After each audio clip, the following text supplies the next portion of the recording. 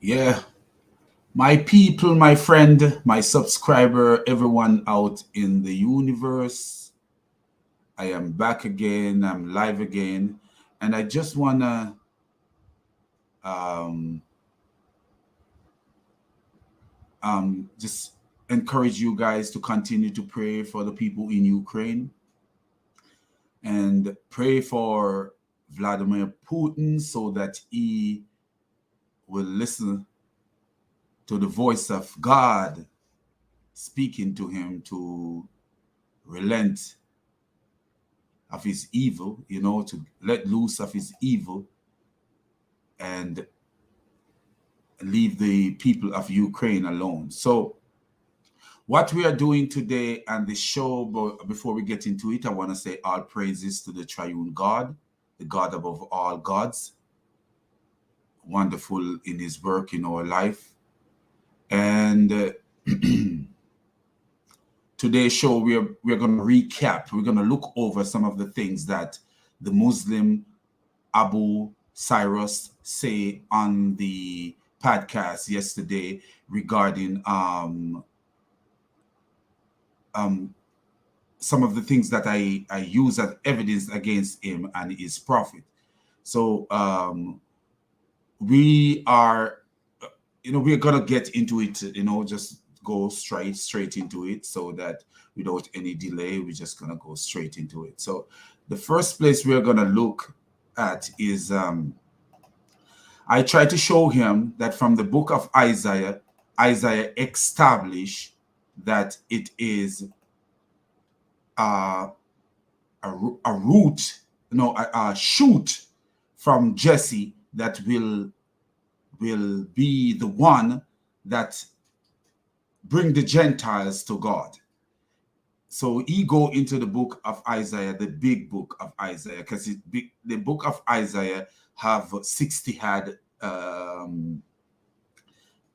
chapters, and he went into the book of Isaiah to the chapter of Isaiah 42 and want to plant Muhammad there in a frivolous way, word acrobatic, change words, um, and in a very very foolish, senseless way, and so at the end of the day, when I show him from Isaiah 11 that it is a shoot, which means an offspring of Jesse, and everybody who read the Bible, especially the Old Testament, know who Jesse is. Jesse is the father of David, the grandfather of Solomon. Jesse is the grandfather of Solomon and the father of David. So we know that who Jesse is. So God is already showing you who this person is, who he will choose to be the one to engraft the Gentile into Israel as one nation.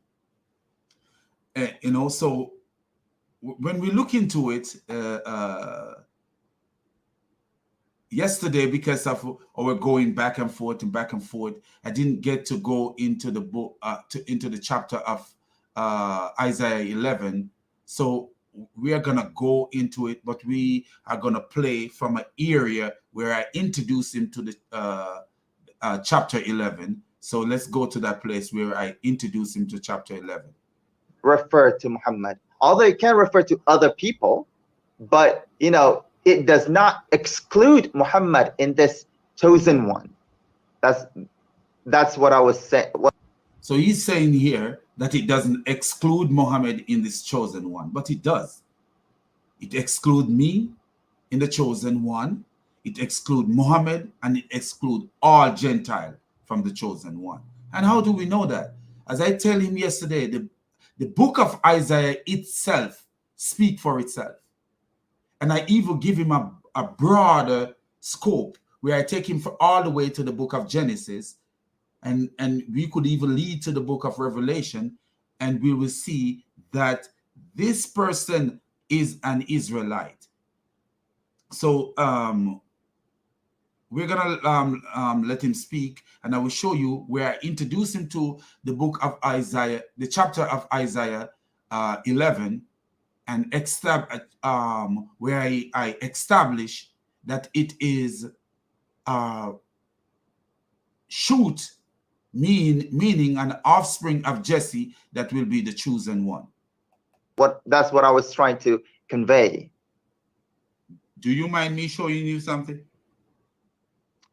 Is it related to this? Oh yeah. Okay, go ahead. Everything we talk about is going to be related to this. Okay. Not going to be related to nothing but this, you know. I like the way you reason so far. It seems to be a collected person, and I like that, about you. Thank you. I'll take that as a compliment. It is a compliment, my friend. If you have your Bible or any way to access to a Bible, or do you want me to share it on screen so that you can see? I would prefer that you share it on the screen. Okay, look at this. I want you to compare these two. I want you to compare the part of Isaiah that you just quoted. I want you to compare this to it, and tell me if you're not talking about the same person. Do you see this right here? Can you read it? Hang on, it's not coming up. There it is. A shoot will come up from the stump of Jesse. Okay. Okay. From his root, a branch will bear fruit. The spirit, notice this part. The spirit of the Lord will rest. If you notice, we are online. We are online, and we expect an audience at even if it's an audience watching while we are live, or an audience that comes later to watch. But he started reading, and then he started from the get-go, you could see something was not right, right there. I already compliment him, and then I started seeing deception in his ways, and a subtle way of deception. I noticed that after complimenting him, I've seen this subtle way of this deception. And that's why we as Christians sometimes, we got to be very, very careful, what we do. Like, because we could say something, and later when we look at it, what we say, it's not, we later realize that, no, we should have owed what we say. We should have owed what we say. So, let me show you, oh, my sister, how are you? Hey, brother, how are you? Peace and blessing of Christ. Same to you, my sister. Same to you. Same to you. I am so happy that you are doing this, but do these rattlesnakes. It's okay, it's good for us to educate Christians also. Thank you, your sister. Your name sounds like a sister. happy friends. It sounds like a sister. It's good sometimes to do it for Christians, even if we are not doing it for the Muslims, because sometimes some Muslim will watch and learn from it. But it's good to do it for our Christian brothers and sisters also. So I just complimented him, but then later you're gonna see how he made me regret my compliment, because if you look, he's reading, and I said, you're a live stream, you're on a live stream, and he said, while he's reading. So I had to take the reading over from him, because I realized what he was doing, and if you listen to him, rest on him the spirit of wisdom and understanding, the spirit of counsel and of might, the spirit of knowledge and the fear of the Lord, and he will delight. Notice this, he will delight in the fear of the Lord. Now, can I show you what Isaiah, the part that you just quoted says? Okay. let's look at the part that you just quoted. This is how you do this is how you do exegesis, my friend. Okay. So we're gonna put ISAIAH and 42, and then we're gonna look at that. And when we go to Isaiah 42, look what Isaiah 42 says. Same place. Can you see this now? Can you see this? Hang on. So what I was doing here, I was trying to show him the comparison. Here is God saying that he will put his spirit on the offspring of Jesse. And the offspring of Jesse will delight in God. And in Isaiah 42, it says, my chosen one whom I delight, in whom I delight. So anybody who delight in God, God delight in them. We see that that's a theme all over the Bible. So you see the comparison right there. And then God said, I will put my spirit on him. And in chapter 11, the spirit is put on the offspring of Jesse. We can see nowhere where the spirit of Allah is put on Muhammad. Nowhere at all where it's quoted that the spirit of Allah is put on Muhammad. Nowhere at all. And notice right here where he said, and he will bring justice to the nations. Do you notice what he says there? He will bring justice to the nations. Let's show you what chapter 11 say about the offspring of Jesse. Look what chapter 11 say about the offspring of Jesse. Let me show you right here what chapter 11 says about the offspring of Jesse.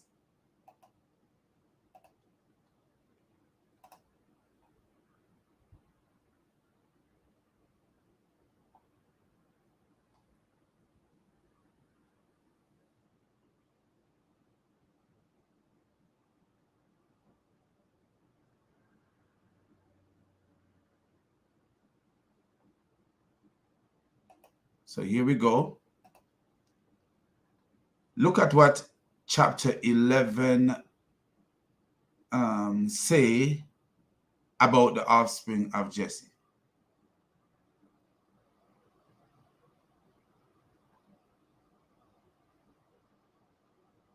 Okay, see right here. Let me make you guys sure you guys are seeing it. You know, before let me get that thing from the bottom of it first. These things kind of confuse things. So let's notice what it says here. In that day, the root of Jesse, the same person, the root of Jesse will stand as a banner for the people. The nation will rally to him. That means the nation will come to him. If you look at the word rally, what does it mean? When I say rally around me, if I say rally around me, that means come closer to me, be around me, come around me. So the nation will come around him, or the nation will come to him, and his resting place will be glorious. His resting place. What does that mean? He will give them rest. The Bible says he will give them rest. The Bible says and now he's saying that his resting place is glorious. That means he will take you to a glorious place. What he provide for you is such a glorious provision. That's what it means. So look, so you see, right from the book of Isaiah 11, the nations will rally around this offspring of Jesse. Jesse who is David's father. Jesse who is David's father. Is God's spirit on Muhammad? Very good question, my sister. Very good question. No, God, no spirit. The only spirit that was on Muhammad is a demon spirit that was in his nose. But listen, this is how we know who this offspring is. we can come to the conclusion who this person is. We look at what Isaiah 14 is saying, and we compare it to Isaiah 11, then we see that it is the same thing. And this is how the Bible is. The Bible repeats itself. It's like the Bible trying to drill something into your head, like a teacher. How does a teacher get a student to learn mathematics? Because that's what the Bible is, mathematics. You got to add things up. You got to put it together to make it make sense. And how does a teacher get you to learn the math? By over repetition. I always listen to Sam Shamoun, and he always saying repetition, because he is such an excellent teacher. He is such a good teacher. He knows how to get into this Bible and teach it. He's rough like me, and he's excellent. He's an excellent teacher. And so what we see here is talking about an offspring of Jesse that the nations shall rally around. And when you go to, let's go back to it so everybody could see this. When you go to Isaiah 42, what does it say? And he will bring justice to the nation. The nation will rally around him. Chapter 11 is telling you about the offspring of Jesse that the nation will rally around. And this 42 is telling you about a servant that will bring justice to the nation. And that's the same servant. If you listen to Cyrus, the Muslim yesterday, he said it have to be a Muslim. And that is so stupid. It have to be a Gentile. Who is better to teach a Gentile than a Gentile? That is totally stupid. Who is better to teach a Gentile than someone who know about the religion of God? The Jews are the one who was given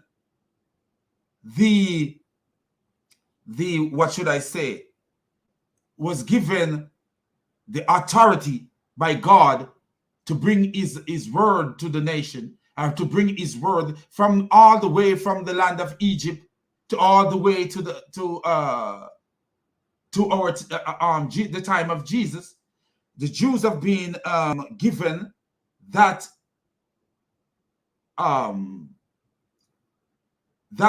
authority by God. And so who would be better to teach a Gentile? Who would be better to reach out to a Gentile? The Jew. Because what? Somebody could say, they're bringing it to us now. Then it would be legitimate. If a Gentile come telling you about God without getting it, the authority from the Jews, then it will be fake. It would be fake. It would be fake because God gave the authority to the Jews. So it would be for the Jews to give the authority to the Gentile. And this is why we have in chapter 11 where it says, in that day, the root of Jesse will stand as a banner for the peoples. And do you notice yesterday when I read Genesis 28 verse 14 to him, and I says, by your seed, talking about Jacob, by your seed shall all the people of the earth be blessed. He said it would say, if he had said nation, then it would be more correct. This is how deceptive the guy is. Very deceptive. And I found that out while we were going along with the discussion, that he's very deceptive. Either he's very ignorant or he's very deceptive. I choose the latter. I believe it was our deception. It's something he planned, he knew, and it was our deception. And if you notice when he came on, we agreed that we would deal with Isaiah 42, but when he came on, he have a different idea. But I could show you our discussion where I said Isaiah 42, and he agreed with it. But then he have a different idea when he came on, telling me a different thing from what we agreed to. So at the end of the day, peoples, when you're looking at it, peoples could equal to nation. Peoples could equal to nations. But he wanted to water it down and say, no, it's not talking about nations. He's talking about people.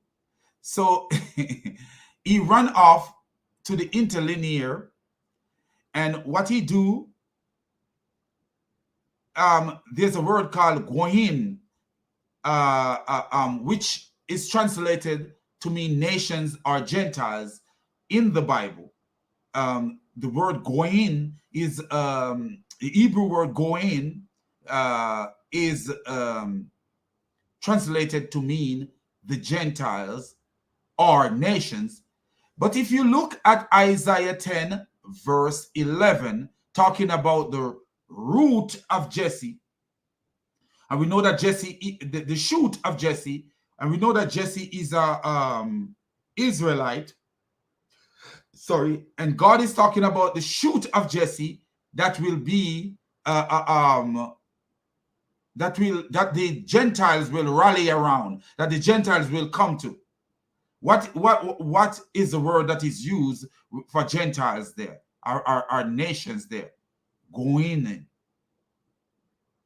Go in. The same word that he was running from, and the same word that he was running to, trying to deceive the listeners. But look at how we reveal him. We'll show you how we reveal him in a little bit. So we'll show you how we reveal him. So this root of Jesse will reach out to the nation, and the nation will rally around him. And this is a simple way of understanding the Bible. It's not rocket science, not rocket science at all. So listen, let me show you. Let's continue. All of them are deceptive, very, very deceptive, very deceptive. And that's why I actually got mad at him, because I know he's trying to twist, and trying to,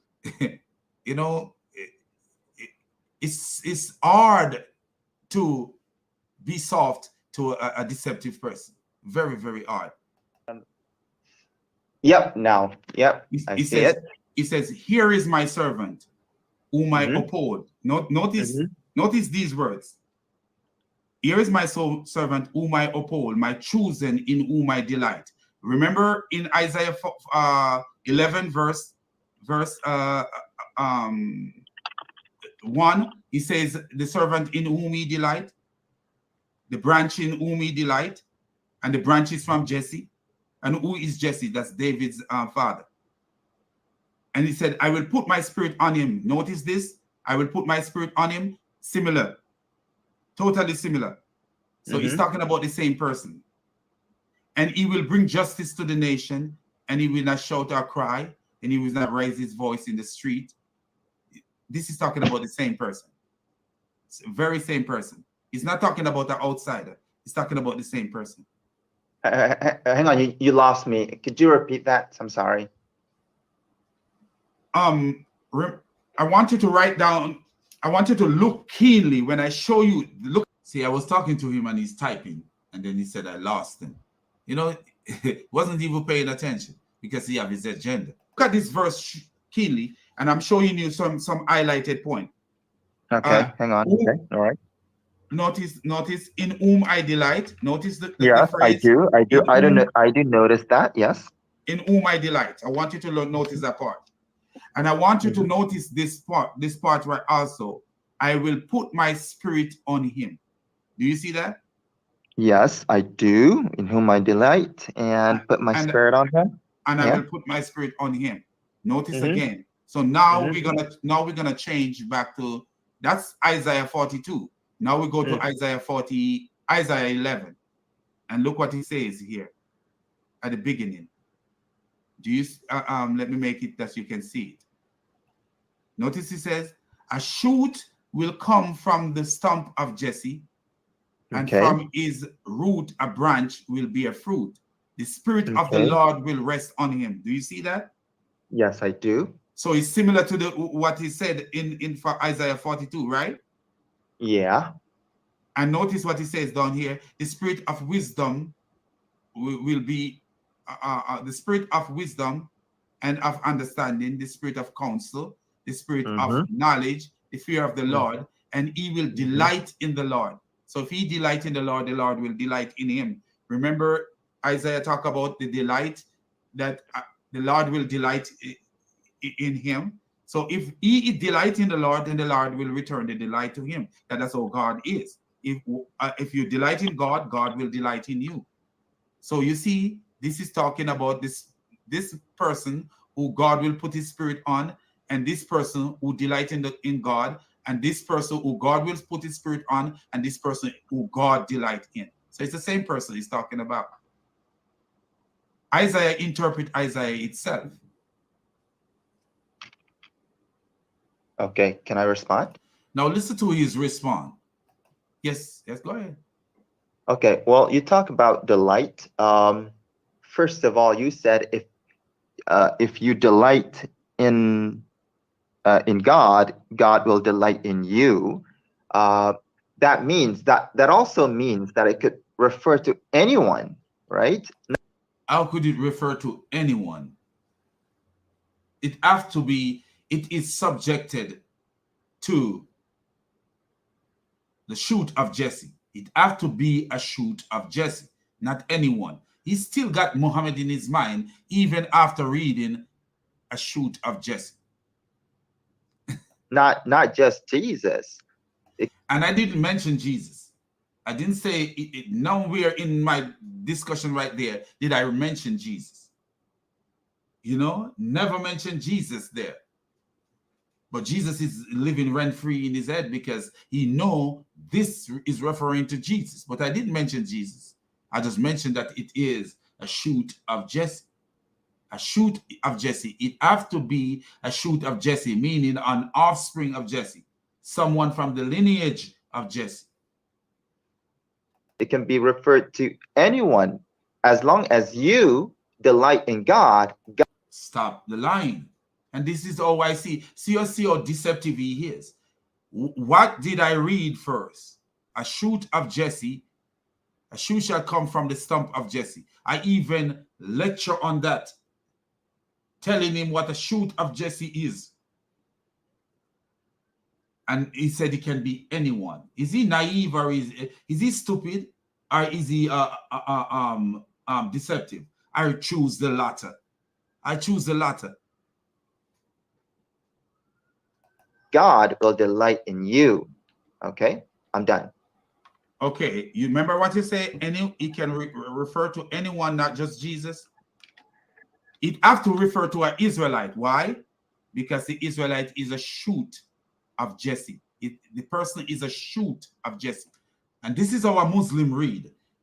They listen just like they read. They go into the Bible and take excerpt out of the Bible.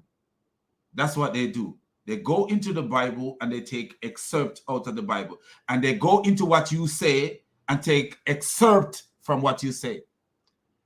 Quotations from what you say, not the totality of what you say. Because I established that it is the shoot of Jesse, but he ignored that and said it could be anyone. How naive. How old is this dude? How old is this dude that I was talking to yesterday? How old is he? And that's one of the reasons I find myself wanting to let him know how I feel about him. Because to me, it's either you're stupid or you're deceptive. So which is it? Which is it? How can me talking about my offspring be seen as anybody? And me talking about anybody. Is everybody my offspring? It says a shoot will come up from the stump of Jesse. So how can this? And it says and this is how good the Bible is, man. It said a shoot will come up from the stump of Jesse. It didn't stop there. He said, from his root, a branch will bear fruit. The poetry of the Bible is he give you two sentences. Literally, it's one sentence by a semicolon, but it's actually two sentences joined by a semicolon,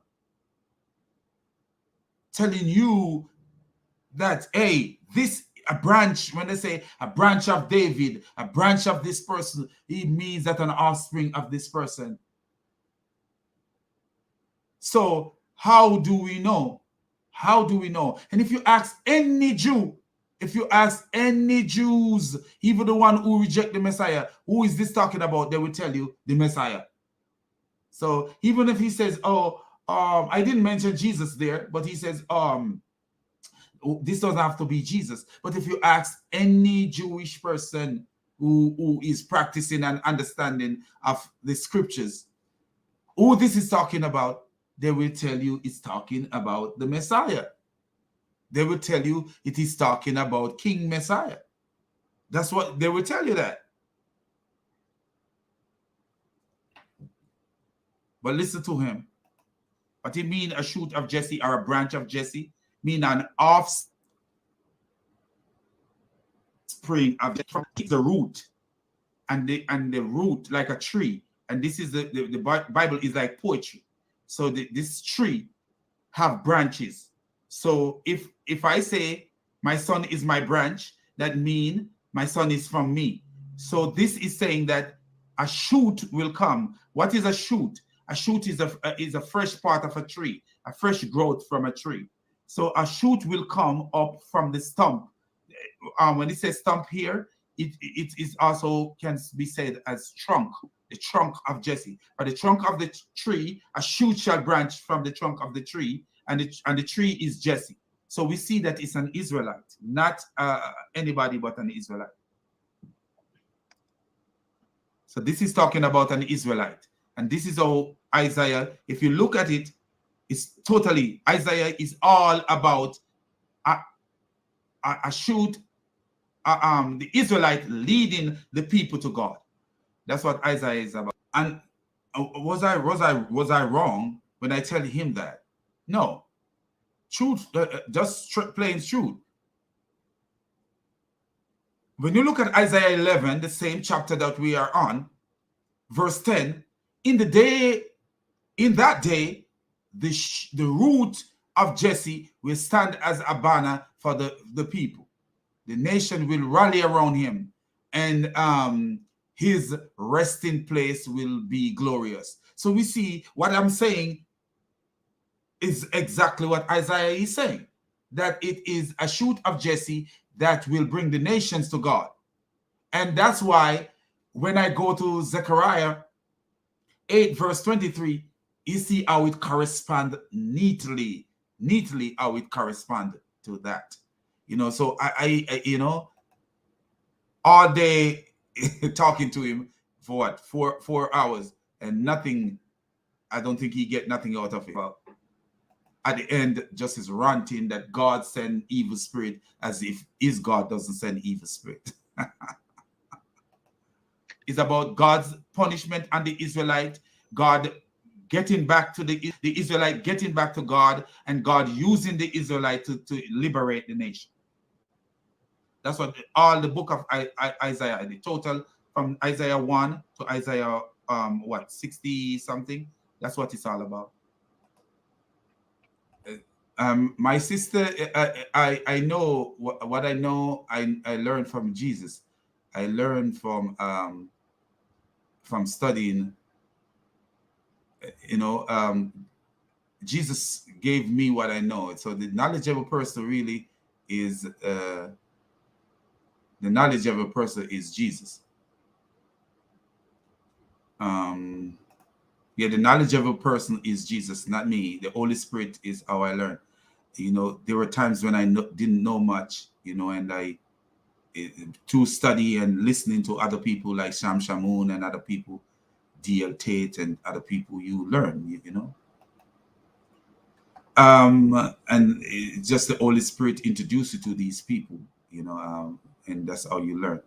So what we are seeing, how deceptive this guy is, he does not want to acknowledge that this is not have nothing to do with Muhammad, and all the things that he was doing is all frivolous. There is no Islam in nothing regarding the true God. There is no Islam. Islam, the only thing regarding the true God where Islam is concerned is destruction. Is destruction. Paganism and destruction. That's what, when we look at Islam, Islam is paganism and destruction. Okay. Can I respond? Oh, yeah, go ahead. Okay. Sure, maybe, as Isaiah 41, is that, no, Isaiah 11, talks about Israel. Well, first, the shoot of Jesse, again, it doesn't have to mean Jesus. It can mean, Do you see what he's singing on? He was gonna say something. He was gonna say maybe Isaiah 11 is talking about a shoot of Jesse, but Isaiah 42 is talking about someone different. And then he says he switched, because this is how the devil work in people. He switched and said this may not be even talking about Jesus. But I say, ask any Jew, even the ones that don't believe in Jesus as the Messiah, who is this talking about? They will tell you the Messiah. They will tell you it is talking about the Messiah. This is how this guy is either unlearned or very, very deceptive. He's unlearned or he's deceptive. It can mean a lot of other people. So he said it can mean a lot of other people. But what person is this? Even if it mean a lot of other person, we sure that it's not Muhammad. Do you see what I'm talking about? We sure that it is not Muhammad Isaiah 42 is talking about. We sure. We could see where this is linked totally. The Isaiah 11 is linked totally with Isaiah 42. So saying that this verse is Isaiah 42, in whom I delight, I will put my spirit in him. If saying that it means Jesus and no one else is not really reasonable, since he says saying that it means Jesus and no one else is not really reasonable. And do you notice I never tell him, if I can, from what I can recall, that it means Jesus. I never tell him that it means Jesus. I establish that it means a shoot from Jesse, a shoot from the father of David, meaning an offspring or a descendant of the father of David. That's what I established. And when you look at it and look at all the verses combined in both chapters, you see that it is talking about the same person. Because just like Sam Shamoun will tell you, repeat, he do things repetitive. Why do you think he do that stuff? Do you think he learned that stuff from? Where do you think that man learned that stuff from? He learned it from his study of the Bible, or the Bible repeats itself over and over and over and over and over again, because the Bible is our teacher. And what does a teacher do? Repeat itself, repeat itself, repeat itself. Repeat itself, or repeat himself, or repeat herself. That's what a teacher does. That's what a teacher does. Never tell him that he says Jesus, but guess what? Jesus is in his head rent free, because he knows it is talking about Jesus. He knows something is telling him that he's talking about Jesus. It can refer to many other people. Okay. And notice he said many other people. He's not saying many other Israelites, even though the evidence is glaring. saying that it is a shoot from the stump of Jesse and a root, and his root a branch from his roots. He is not, he don't care about that. It can mean many other people. It can mean the Queen of England. It can mean Michael Jackson. It can mean Janet Jackson. What a naive donkey. Okay. And then, okay, sure. Sorry. And then, sure, you know, all other verses, all other chapters in Isaiah can talk about Israel, but you know, it's not. Do you see? You can't even find word to say, because what? It doesn't make sense that all the other chapters talk about Israel, but boom, one chapter alone is talking about, with certain verses is talking about Muhammad. How is that possible? How is that possible? And guess what? All the evidence in chapter 11 is pointing to chapter 42. It's impossible for Isaiah 42 to talk about a non-Israelite. It's not impossible. I don't see how it is totally impossible. It's totally impossible. Do you notice how God is so beautiful that he's going to use a non-Israelite in the book of Isaiah? Who is that non-Israelite? Cyrus. Did God tell you who he's going to use? Yes, he did. He tell you, I'm going to use this man, so you can't mix things up. The one time he's going to use a non-Israelite, he tell you who the name of that person is. He tell you who the name of the person is. So you can't mix up and twist up nothing, because he is introducing someone that is not Israel. So he's telling you exactly who that person is. By name. By name. Oh, hallelujah to God Almighty.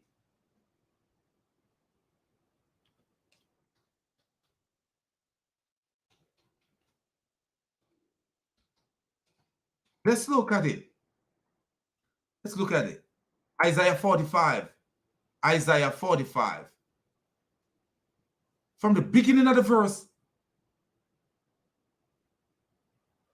Jehovah is saying, Cyrus is my anointed king.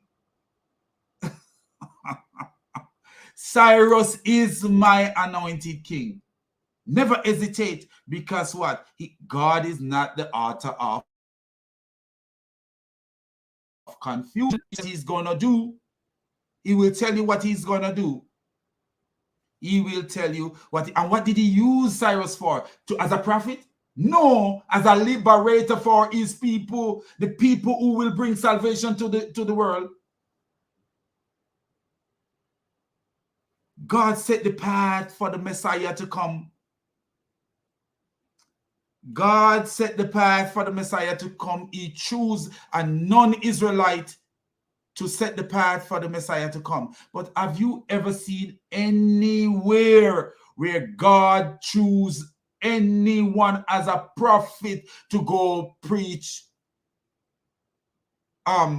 commandment and laws but Israel? Since the establishment of Israel from the land of Egypt, have you ever seen where God chose anyone as a prophet to teach a commandment and laws? No, because that's not what God does. God is not the author of confusion and a galloping donkey like the God of Islam, galloping everywhere. No. God keeps things so that you know when it comes to you, you know it is truth. When it comes to you, you know it is coming from God. When it comes to you, you have no doubt. And this is why we know this idiot Joseph Smith is not a prophet. He's not a prophet. It is not a prophet. And if you notice, he's somewhat like Muhammad. Women lying and women and deceiving stupidity. This is why we know. And this is why we know. And when I say Muhammadan women, we know some of the prophets of the Bible, like Solomon and his father David, they have many wives, and there's more prophets. Even Moses have more than one wife. Abraham have more than one wife, but never you see them wrote a verse saying that God told them that they can have more than one wife, and God tell them to take somebody's wife, and God told them to do this. Because what? They have respect for God. Muhammad didn't have no respect for God at all. And that's why Aisha says, it seems like your Lord hastened to fulfill your desire, your wishes and desire.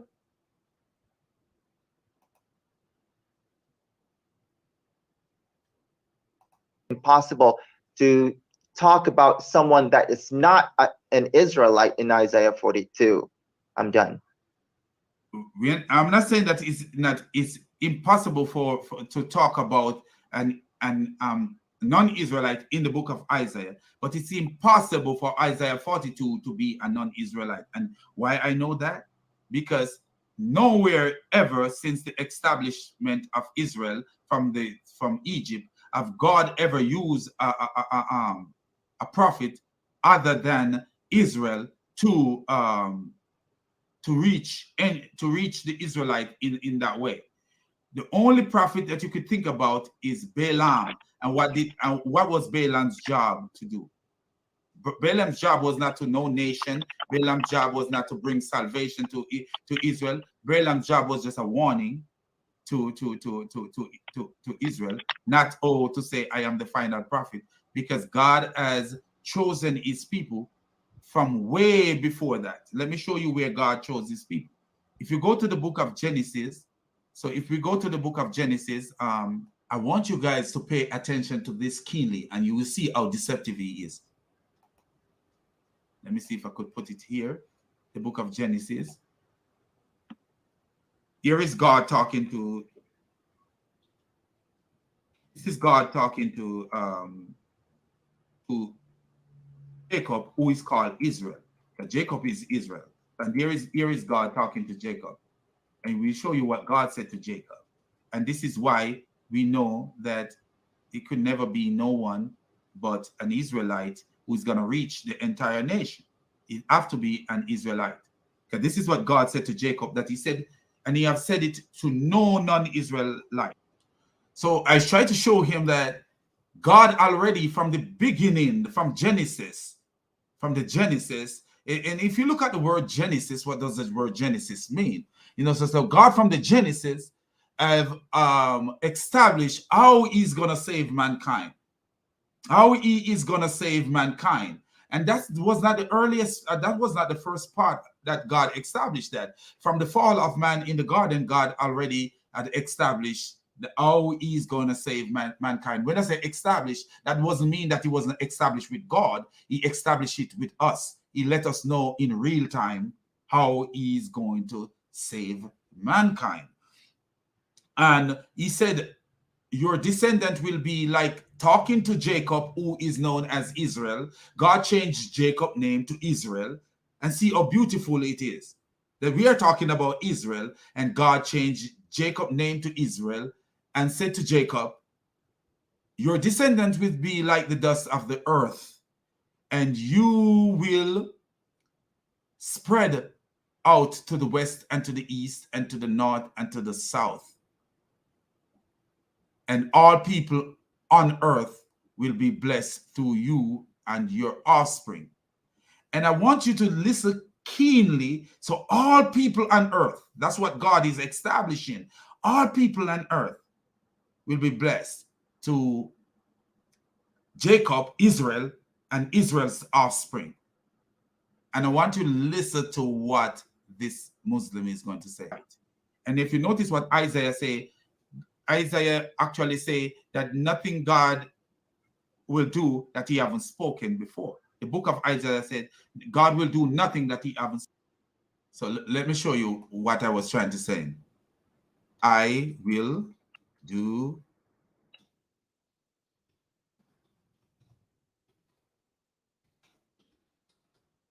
If you look at it, this is one thing with me. I don't. You could find that in the book of Isaiah, but Amos 3 verse 7. I don't can't memorize the Bible. Sam Shamoun is so good at that. I can't memorize the Bible like the verse. I know the verse, but in my head, I have the Bible in my head for most part. But this is what God says in Amos 3 verse 7. Surely the sovereign Lord does nothing without revealing his plan to his servants, the prophet. And I think that is found in Isaiah, in the book of Isaiah somewhere. If I'm maybe maybe I'm skipping. I don't know.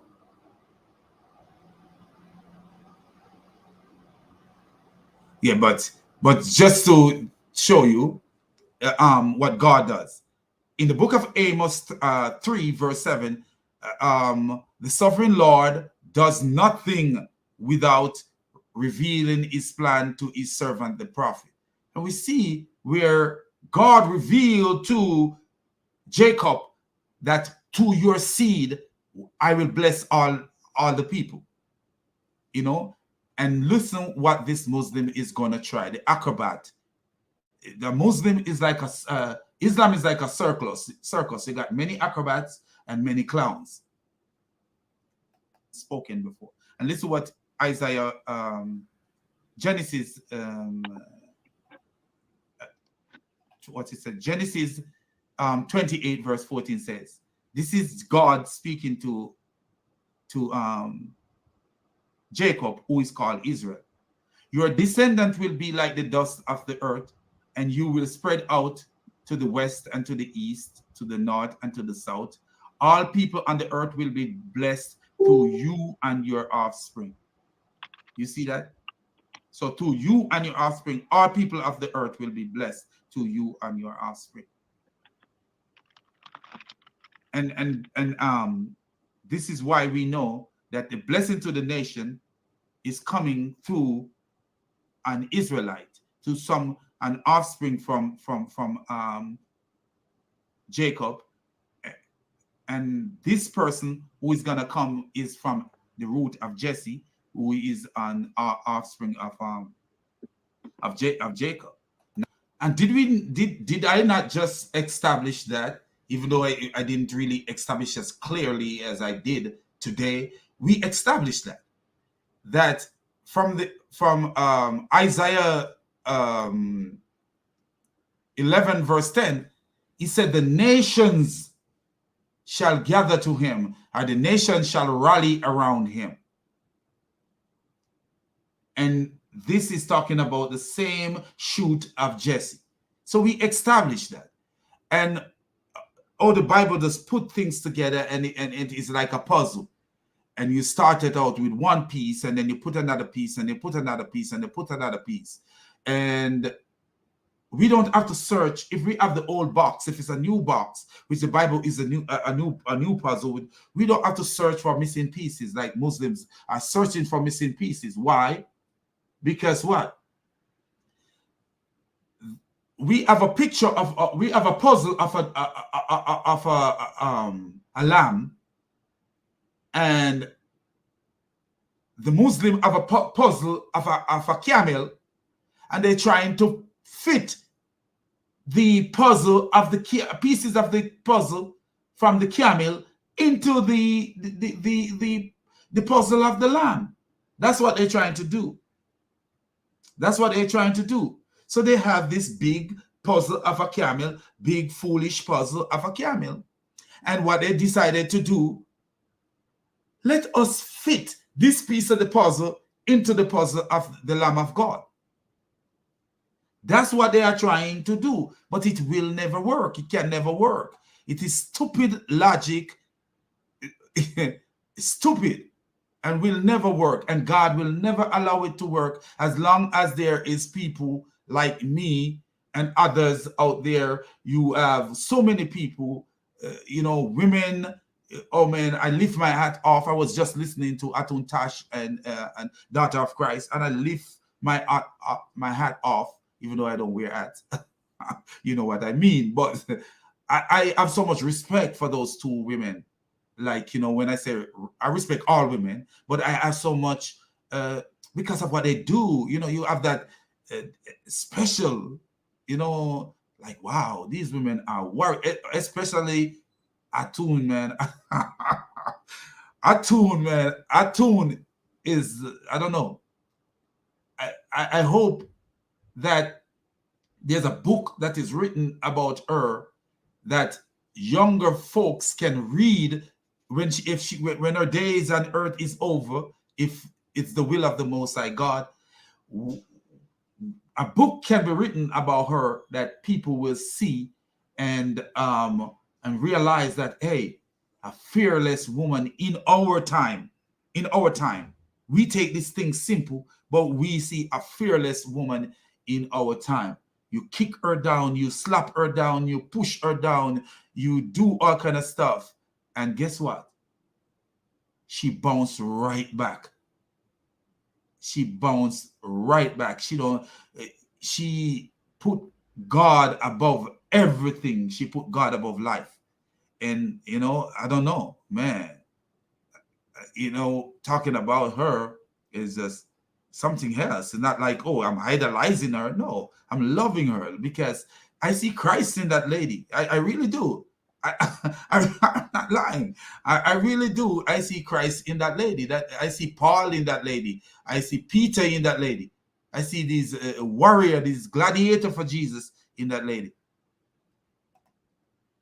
She's a special one, man. I'm telling you, for real.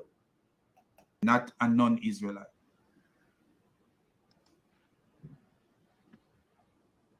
Okay. All right. Can I respond? Oh yeah, go ahead. Okay. You said you use Genesis 28. Listen to him keenly. Please listen to him keenly. 14 to say that all the peoples on earth will be blessed through Jacob and his family. I looked at Genesis 28. And do you notice while I was talking, he was typing away, and he said, I looked at Genesis 28:14, and look how he's gonna make a fool of himself. 14, it doesn't actually say people, meaning, it doesn't actually say peoples, meaning all the Gentiles and the Jews. It says all the families of the earth. Oh, okay. So if you say all the families of the earth, how does that change the meaning all the people of the earth? It changes because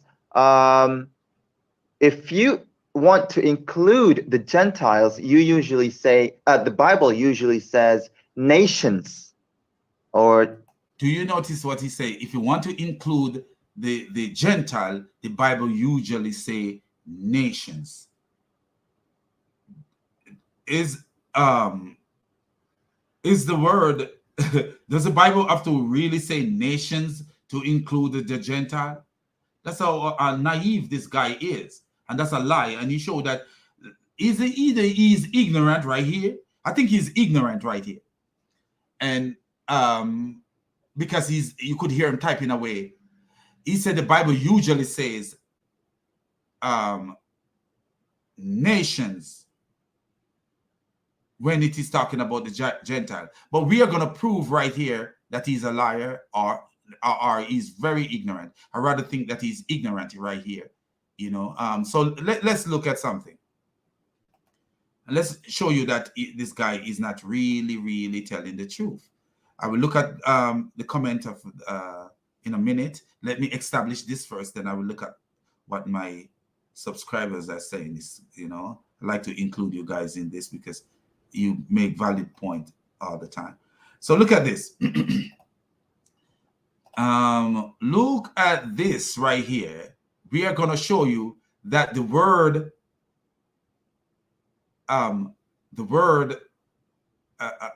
is used does not always use that is used in Genesis 28 verse 14 is not always used for Israel alone, as this guy is trying to tell you.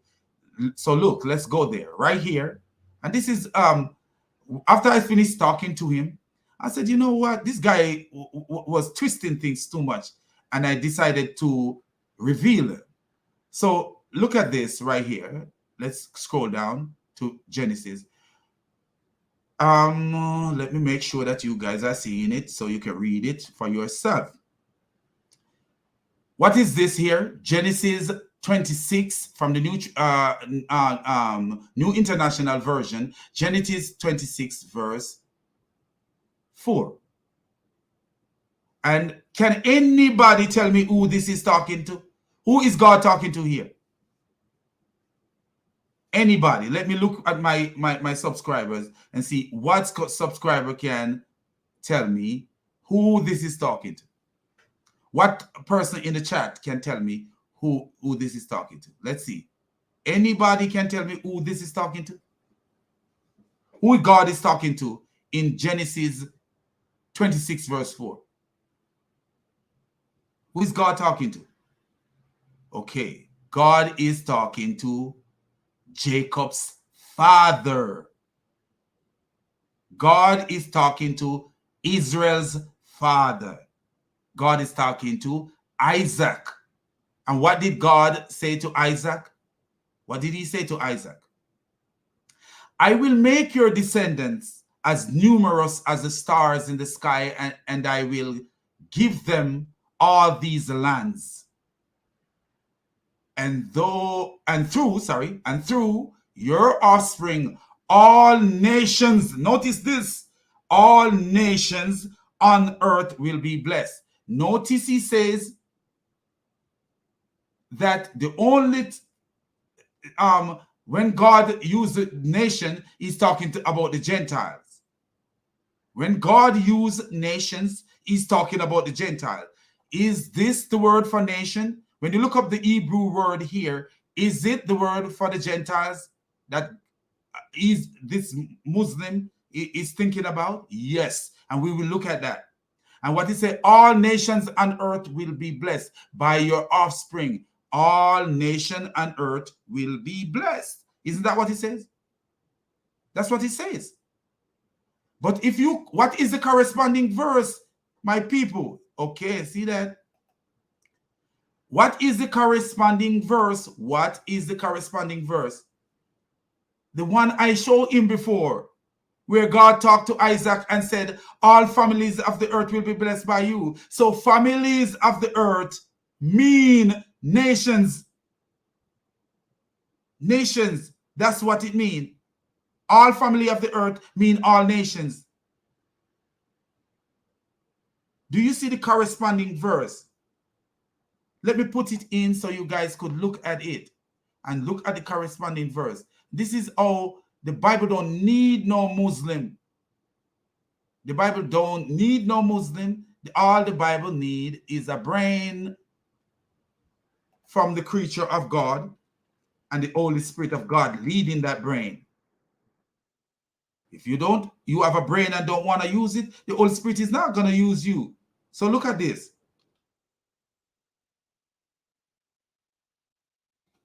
Genesis, what was it, 28:14. Look at Genesis 28:14, and we're going to compare the two verses and tell me if they're not talking about. Notice this one. I will make your descendant. Oh, let me make sure that you are seeing it. Oh, yes, you can see it. Okay. So let's get back to it then. I will make your descendants as numerous as the stars in the sky, and I will give them all these land, and through your offspring, all nations of the earth will be blessed. Now let's go down and read the corresponding verse, the one I gave to him. Your descendant will be like the dust of the earth and will spread out to the west and to the east and to the north and to the south. And all people on earth will be blessed through you and your offspring. Isn't that talking about the same thing? But yes, still one say nation and one say peoples. So you see how this guy don't know what he's talking about. He just Googled that stuff. He just Googled that stuff. Just Googled it and decided, oh, let me throw it out here, because when God is talking about nations, when God is talking about non-Gentile, non-Israelite, he used the word nations. And when he's talking, see, thank you, my sister. When he's talking about Israel, he used the word family. That's a lie. That's a lie and a deception. And a person who want to establish truth don't do that kind of stuff. They don't do that kind of stuff. So look again. Let's go back to him and listen to exactly what this guy is saying. I know you see the difference between what I established using the Bible and what he's saying. What's that word in Hebrew? That means Gentiles, all the nations. If it says all the nations, yeah, sure, it may mean all the peoples, but it just says the families of the earth. And do you see? He said if it say nation, it may mean all the people, but if it says families, then is limiting it to only the Israelites, or only the descendant of Jacob. But is that true? No, because before all this, before Genesis 28:14, God had already spoken to Isaac, Israel's father, and established that very same covenant with him. That very same covenant with him, that through your offspring all the nations of the earth be blessed. So we're going to let him kill himself. Listen how you allow a Muslim to kill himself in his deception. And this word that is translated to mean families and people doesn't mean nation. It doesn't necessarily have to mean nations, because there is another word for nation. He said it doesn't necessarily, and I agree with him in the sense that it doesn't necessarily have to mean nation. But does it mean nation? Yes, it does, because the corresponding verse tell you that it means nations. And that's how you read the Bible. This is how you read the Bible, understand the Bible, because God never leave you without a witness. He never leave you without a witness. If you stick to the Bible and let the Holy Spirit lead you, you give, and that's why I was telling him yesterday that if you give yourself over to God, you will see things clearly. If you come up all puffed up and even though I'm ragamuffin, I agree that I am ragamuffin. I'm rough. I agree that I am ragamuffin. But when it comes to the Bible, I don't play no games. I don't play no games. And I'm not saying that everything that I understand about the Bible might be the truth. I don't say that. But when it comes to these things, putting the Bible together like this, I can do these things. It's not hard to do this if you take the time to do it. Yesterday in the heated dialogue, I didn't have the time to do this, but it's easy to do because I know it means all the nations. I've seen it before, that it means all the nations of the earth. And guess what? It was established with Abraham. It was established with Isaac. It was established with Jacob, but it was never established with no one else. No one else. If you look through the Bible, in Genesis 26, Genesis 22, God established that with Abraham. In Genesis 26, established it with Isaac. In Genesis 28, establish it with Jacob. And in the book of Isaiah and the book of Zechariah and all the other books, establish it with Israel, with the descendant of these three great men, but not with a non-Israelite. No one can prove anyway, even though they say, oh, Ishmael. No one can prove that Muhammad is an offspring of Ishmael. Cannot be proven. They could try all the acrobatic dumbness that they want to try and gallop like a donkey from east to west. They cannot prove that Muhammad is an Ishmaelite. And guess what? God never established that covenant with Ishmael, that all nations will be blessed through his offspring. And the noisy little boy is home, and he's going to mess with his daddy, and he's going to beat up his daddy, and he's going to fight his daddy and try to bully his daddy now. So my son is home, so you guys expect a rampage. But anyway, let's establish what he's going to say. Nation in What is this? What is this? What is this word? Which word? What is this Hebrew word? It's mishpachat. Uh-huh. Okay, so in Genesis 28, 14, is the word is mishpachat, but you see that the word mishpahat can also equal be speaking about nations, because if you compare the two corresponding verses, you will see one say nation and one say families. So one say nation, one say families. So the word mishpahat can also mean nation. There are synonymous synonyms in that sense. If the Bible was to refer to all the nations, including the Gentiles, it would use another word, and that word is in Isaiah 42:1. Okay, let's go to Genesis 26, verse 4, and look at something. Let's look at this. Let's look at this, and we'll show you that this guy is far from any logical sense. Let's look at something. Let's look right here, Genesis. Where we find it? Genesis. Okay, here we go.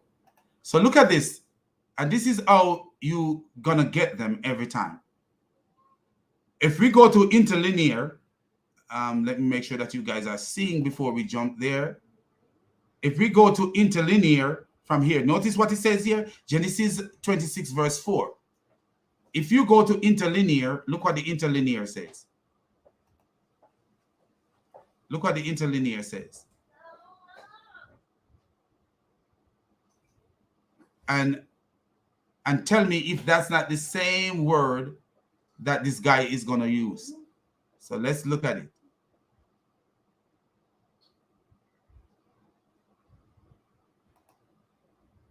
So look at this right here. This is Genesis 26 verse 4. Now look at this word right here. Let me make sure it's up here. Oh, hold on a minute. Let's get my sister comment from there so we can show you what we want to establish with you. Okay, so Genesis. Let me make sure that I find it first, and then I will tell you where. Okay, your descendant, and bless these land all, multiply. Okay, here we go. Thank you. Thank you, Lord Jesus. You are mighty, you are loving, and you are helpful. So here we go. Here we go now. What do we see here?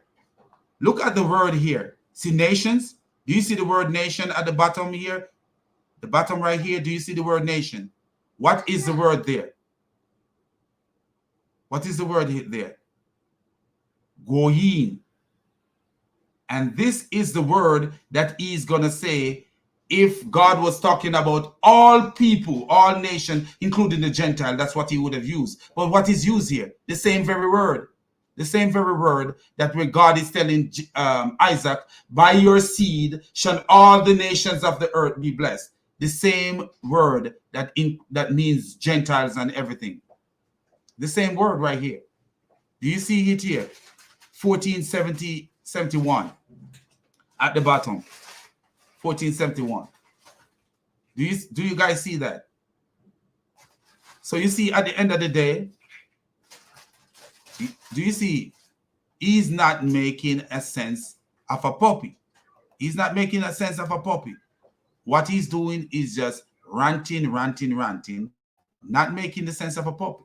And when you talk about rant, not because a person may be louder than another person, that doesn't mean that they're ranting. What rant is a senseless babble, something that is senselessly said. It doesn't hold water. So at the end of the day, you listen cleanly to what he's saying. So okay. I'm glad you go word, to I'm glad you go to Isaiah 42:1. I'm really glad yeah. you actually go. Okay, and that word is goyim. Okay. If I say all the family of the earth, that means I'm excluding some of the family of the earth. It means all the families of the Jews. It doesn't actually. Do you see what he says? All the family of the Jews, but that's not what the Bible is saying. And he's killing his own self because he says the word goyim, if I'm pronouncing it right, means the Gentiles is included. And we see where Genesis 26 verse 4, where God is talking to Isaac, and said, by your seed shall all the nations be blessed. So this would also include the Gentiles. Do you see that? Do you see that? He's killing himself. No, extend to he the didn't say Gentiles. Jews. He didn't say all the family of the Jews, my friend. Be careful how you read, man. He didn't say all the family of the Jews. He said all the family of the earth. That's what the verse says. Well, all the people, and he translated to he also translated to mean peoples. He said all the peoples of the earth. He's also said all the families of the earth. So if you're saying all the family of the earth, exclude other family, only Jews, he's talking about, that's not what he's saying. Okay. Now I like to respond. Again, usually if the Bible refers to both Gentiles and the Jews, it would use the word goyim. But since this Genesis 28:14 doesn't use that word, instead it uses mishpachat, it doesn't necessarily mean both Gentiles and the Jews. And do you see that in Genesis 26 verse 4, where God is speaking to Isaac, not Abraham, but Isaac. And when we say Isaac, that means Isaac's offspring is the Israelites. And he said to them, to Isaac, by your seed shall all the nation, the same word going in, by your seed all the nation of the earth shall be blessed. All the nation. If the word Hebrew word goyim mean Gentiles are included, then he is saying that by your seed shall all the Gentiles be blessed. All the people, including the Gentiles, be blessed. And guess what? And guess what? The corresponding verse to that is Genesis 28 verse 14. So what he was saying to Isaac, he was saying also to Jacob. So you see, the guy doesn't make any sense. He doesn't make any sense. He didn't search well. He didn't do good research well. He did not. What he decided to do, because I established something and he know there's facts in what I established, he decided to use something superficial, something he concocted in his mind to lessen the effect of what I say have on him and my audience and the people who will listen to this. But let's get kind of like say, let me see. I wanted to get out of that and actually go to something else he says about the Quran, since the Quran is important and we want to get into what the Quran says. So we're gonna the important, when I say the Quran is important, I mean it's important to him and important to our discussion, not that it's important to anything other than that. Just like how you guys are changing the Quran so that you will say that Jesus was not killed, is the same way you guys We are did changing. not change anything of the Quran. We have the Isnad, we have the Sanad, we have the. Do you see? I've already proven from this video that a lot of things were changed in the Quran. We proved from the video that they don't even know what the real verses of the Quran were. The Sahaba was confused regarding the Quran. What is the Quran and what is the saying of Muhammad? We already established that. So what we want to do here is show you, when we got into the discussion of Surah 3 verse 55, you will see where he tried to say, when he said, I will cause you to die, that it didn't mean that Isa was dead. It means that Isa was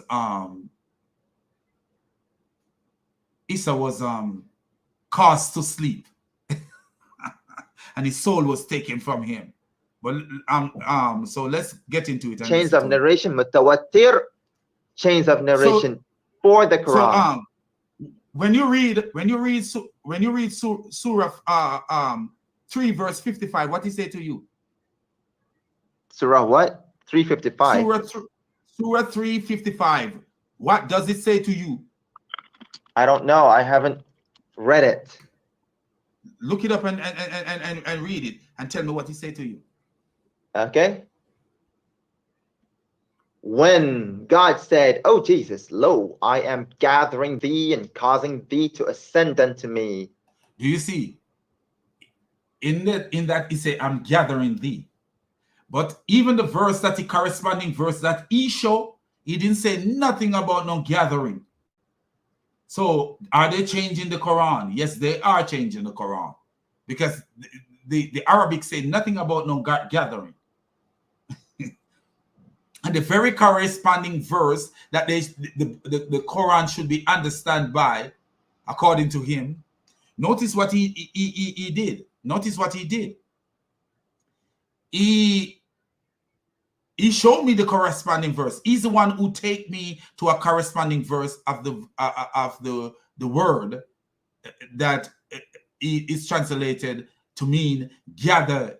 I will gather thee, and the word that is correspondent to mean gather thee mean take your soul. I will take your soul from you. How gather thee and take your soul is the same thing. Not the same thing. So let's listen to him. And cleansing. He's gathering thee. Gather thee all. Taking That's him. How you get. That's how he said he is taking him. So gather thee and take thee is the same as taking your soul. Listen to this. Gather somebody? Yeah. Take him from saving him from those people. And what is the Arabic word for gathering? In that verse? Yes. Mutawafiq. Mutawafiq means, so there's an Arabic word for gathering. You notice what he said in that verse? So there is an Arabic word for gathering, but yet still they put gathering in there when there is another Arabic word for gathering. So the word is mutawafiq, and mutawafiq mean take or gather. No, it does not. Even though I don't speak Arabic and he speak Arabic, we know. And listen, he is the one who helped me to see that it does not mean gathering. Look, mean gathering? It means take, receive. He said mutawafiq mean take, receive. That's a lie too. It's a lie. If the Quran is our guide, where do we go to find what the Quran means? To the Quran. No, that's a lie. No, it's not a lie. It is. Look up mutawafiq and Let me tell me where you find that mutaraki feet mean take, and let me and let us see what mutawa feet mean. Well, that word came from a word with the root waw fa ya. And that's a root word fallacy. A root word fallacy, he commit right there.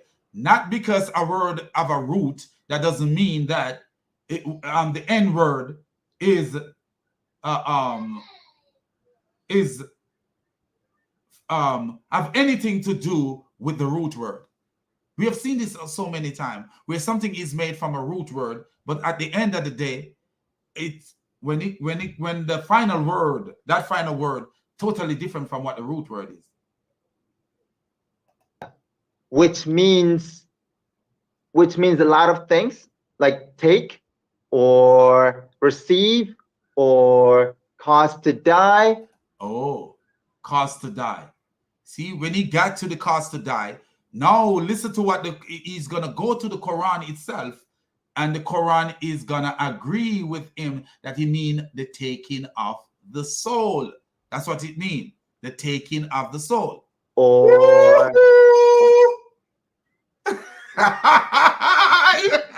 or fulfill. So there are a lot of meanings to it. Cause to die. This is how you guys reinvent Islam. This is how you reinvent Islam. I will take somebody, I will cause you to die, and I will take. Where is that? How is that? So, what we are establishing here, he's going to run to a verse. He's going to run off to another Quranic verse and to prove his case. And the Quranic verse says, Allah take your soul. So the taking of the soul is what is mutawafiq. Mutawafiq means the taking of the soul. So this word does not mean cause you to die, like you said. That's what it means. It means. Look at it says. He actually said the word mean cause you to die, and then he said the word does not mean cause you to die. He actually agreed that the word mean cause to die, and then he said the word does not mean cause to die. But look what he's gonna do. Because you may want to think that's what it means. Yes, cause to die, and that's why a lot of the translators. There are other examples, including examples from the Bible, that this word does not mean cause to die. And that is why there's translator of the Quran that actually say cause to die. Translate that verse as saying cause to die. Again, it can mean a lot of things, but it can mean a lot of things because you guys, let me tell you, you guys came later and make it a lot of things, but the word mean cause to die. Right. They came later, make this word a lot of things because they wanted to indoctrinate people. Because if you look, when he go to the verse of the Quran, it means take your soul. It means to take your soul. That when you take somebody's soul, literally the author of the Quran is stupid. Because if you talking about taking somebody's soul, when you're sleeping, your soul is not taken. When you are sleeping, your soul is not taken. So you want to tell me a man can dream without a soul? A man can dream, actually have these kind of dreams that is so realistic, but yet still he have no soul. So his dead body his body is dreaming. Let's say the author of the Quran is a donkey. The author of the Quran is a stupid donkey. I'm telling you straightforward. The author of the Quran is a stupid donkey. Many stupid donkeys wrote the Quran. Not one person. Many stupid donkeys wrote the Quran. Because when you are asleep, and this is why I know take your soul mean to die. But the stupid idiot of the Quran, who wrote the Quran, believe that your soul is gone when you are you are sleeping. How is your soul gone when you're sleeping? Even though I don't believe in the soul theory that the Quran teach, but if you to say the soul, your soul is your spirit. If you should say the soul is the spirit, is your spirit gone when you're sleeping? No. Your spirit is still with you, but your spirit is at rest. Your spirit is at rest. It's not active. Because why it's not active? Because during sleep, your brain is not as functioning in the same similar way or when you are awake. Your brain is functioning, but not in the same way as when you are awake. Your consciousness is not the same. Your consciousness is not the same when you're sleeping, even though there is some people who are conscious while sleeping. There was a security guard that I met one time. Dude knocked out sleeping, snoring. And next thing I heard him, "What's up, Israel?" Knocked out sleeping, one eye open, but he's sleeping with his head back and his mouth open. And he said to me, "What's up, Israel?"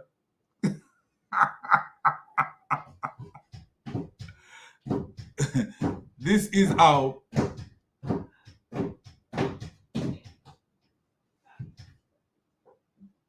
how my boy rampaging. This is how the Quran is from a senseless source. But he will establish that taking your soul mean. Is that you, my sweet boy? So he will establish that taking your soul, I'm sorry about that. He will establish that taking your soul means mutawafi. Because you guys came in later trying to reinvent Islam. And that's what you guys been doing. Reinvent Islam. Whatever that you don't like, to get rid of it. And hey, babe.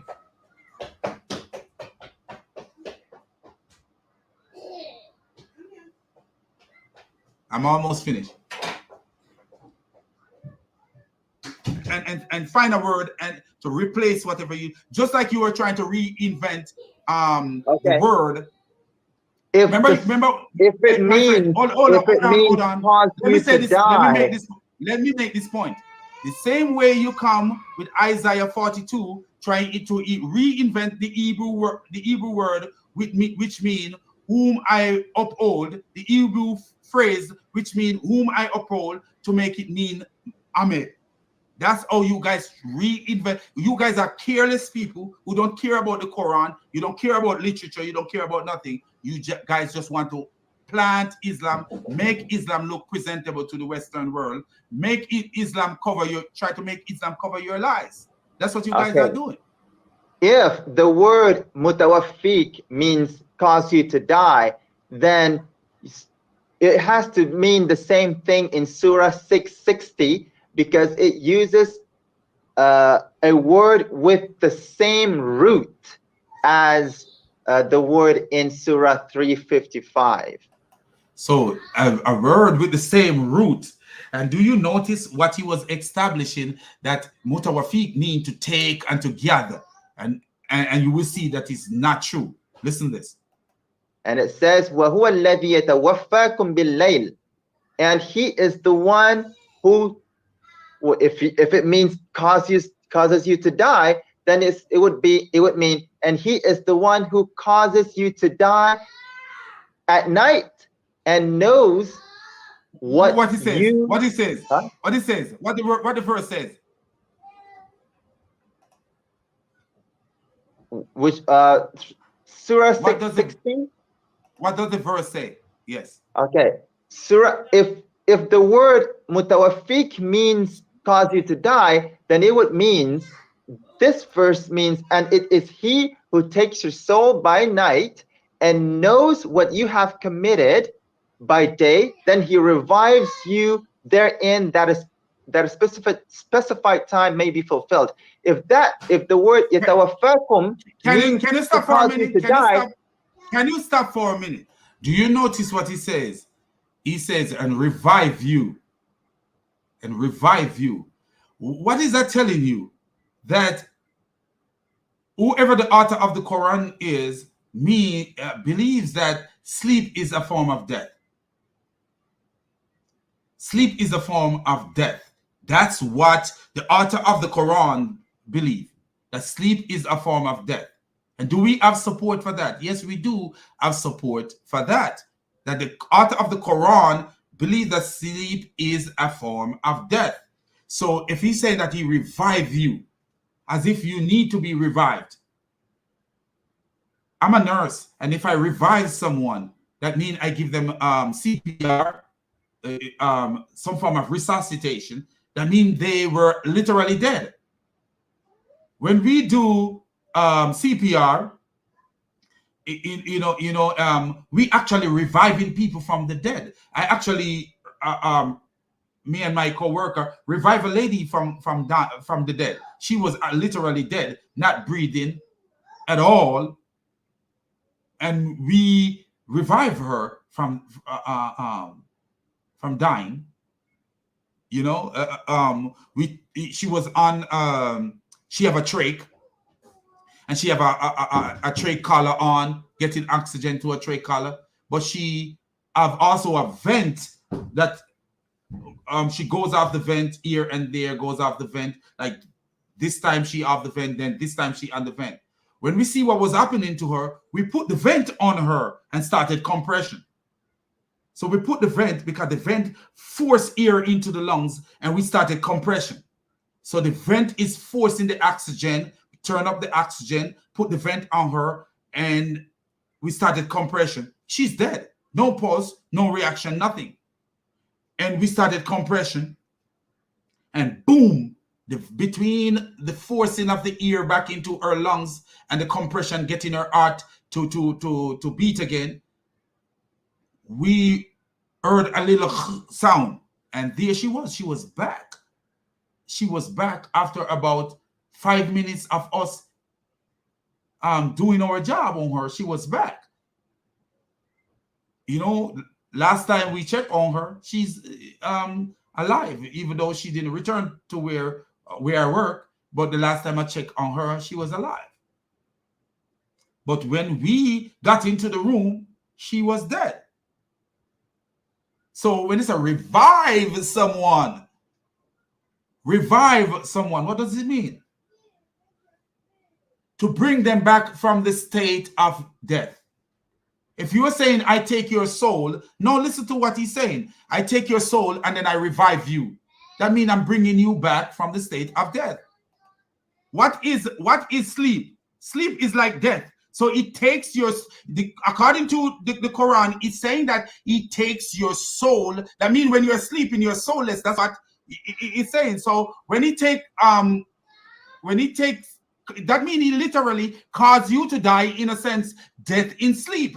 That's what it means. So you're saying it means Jesus, death? Hold on, friend. He was saying to Jesus, I will take your soul, because some translator have that. I will take your soul. So tell me how Jesus' soul was taken. Isa, tell me how Isa's soul was taken. His soul wasn't taken. But what the verse that he quoted to me, what does it say? This is how deceptive this guy is. The verse that he quoted to me, what did he say? I will take your soul. Isn't that what it says? Who take your soul?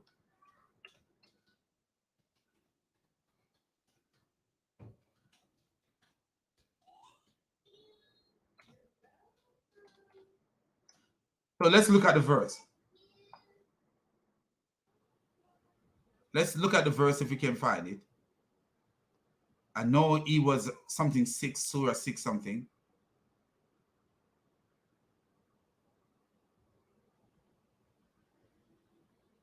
So listen, it is Surah, what is this? Quran 660. Is that what he gave? Okay, so let's read this thing. And it is he who takes your souls at night. But he is saying that Jesus' soul was not taken. But it's the same. He ran to this verse, where to find the word mutawafiq, And the verse is saying, it is he who takes your soul. That's the corresponding verse that he gave to support his cause. But what he says, it takes your soul. Your soul is taken. Your soul is taken. So how is this guy saying that Jesus' soul was not taken?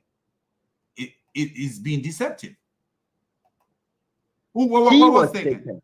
He was taken. No. Your corresponding verse that you give says, take your soul. Mutawafik mean take your soul. So he was taken, but how is that? He was taken. No. He said, I will take your soul. Mutawafik, that's the word that is there.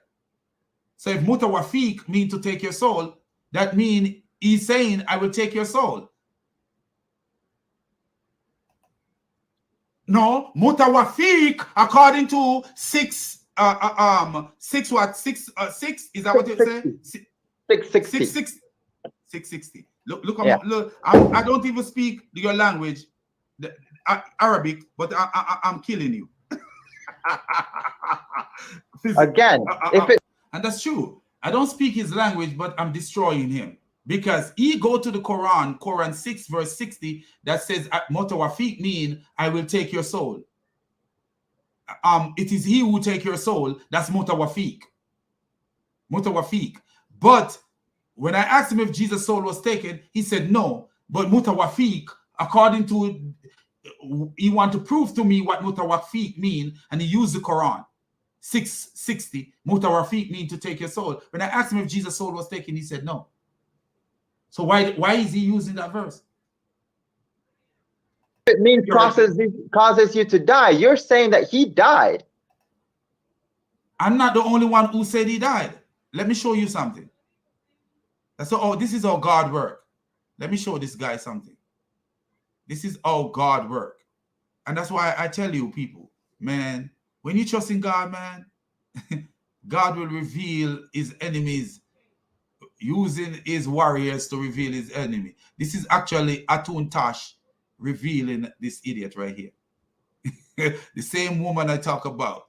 She is the one revealing this naive Muslim. So let's look at this right here.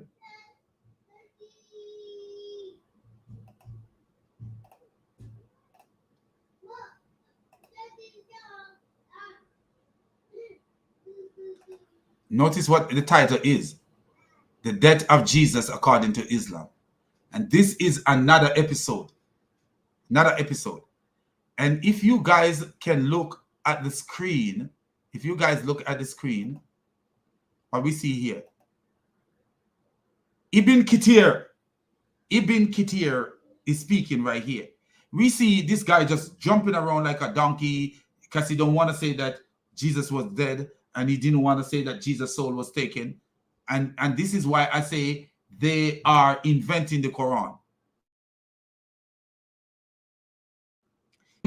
And 40 and 355. And what you see right here, if you can see, Ali bin Abi Talha from Ibn Abbas said, I will be mutawafik, means will cause you to die. Do you see that? Do you see that? Muhammad ibn Ishaq said, from those who are not accused, that is trustworthy. So this guy, Muhammad ibn Ishaq, is the one that he was telling us yesterday that was not reliable. But Ibn Kathir is saying that Ibn Ishaq said, from those who are not accused, that is trustworthy. Those who are not accused as being not trustworthy, from Wahab bin Munabah, he said, Allah caused him to die for 3 hours of the day when Allah raised him to himself. So do you see that? Do you see that? Now Ibn Ishaq says, Christian claim that Allah caused him to die for 7 hours, then he resurrected him. So Ibn Ishaq didn't know what he's talking about right here.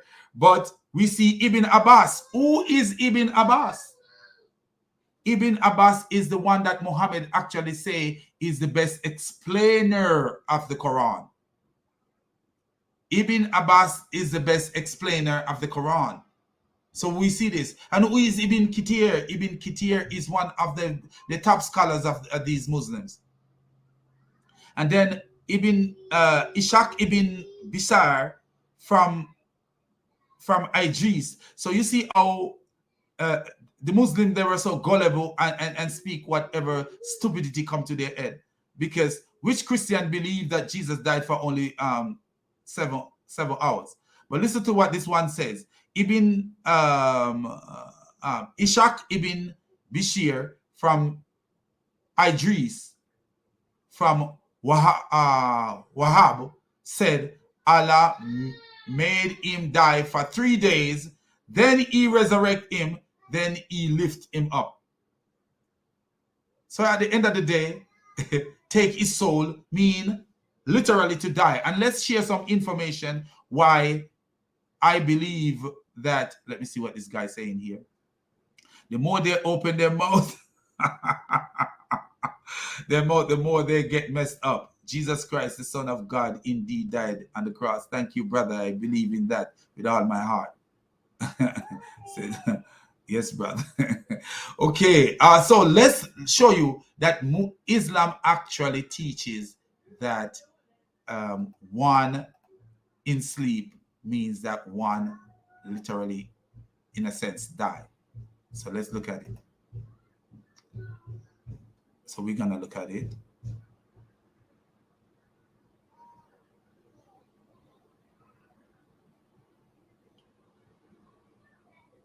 Right here. And if you notice what it's saying right here, let me make sure that you guys see it clearly.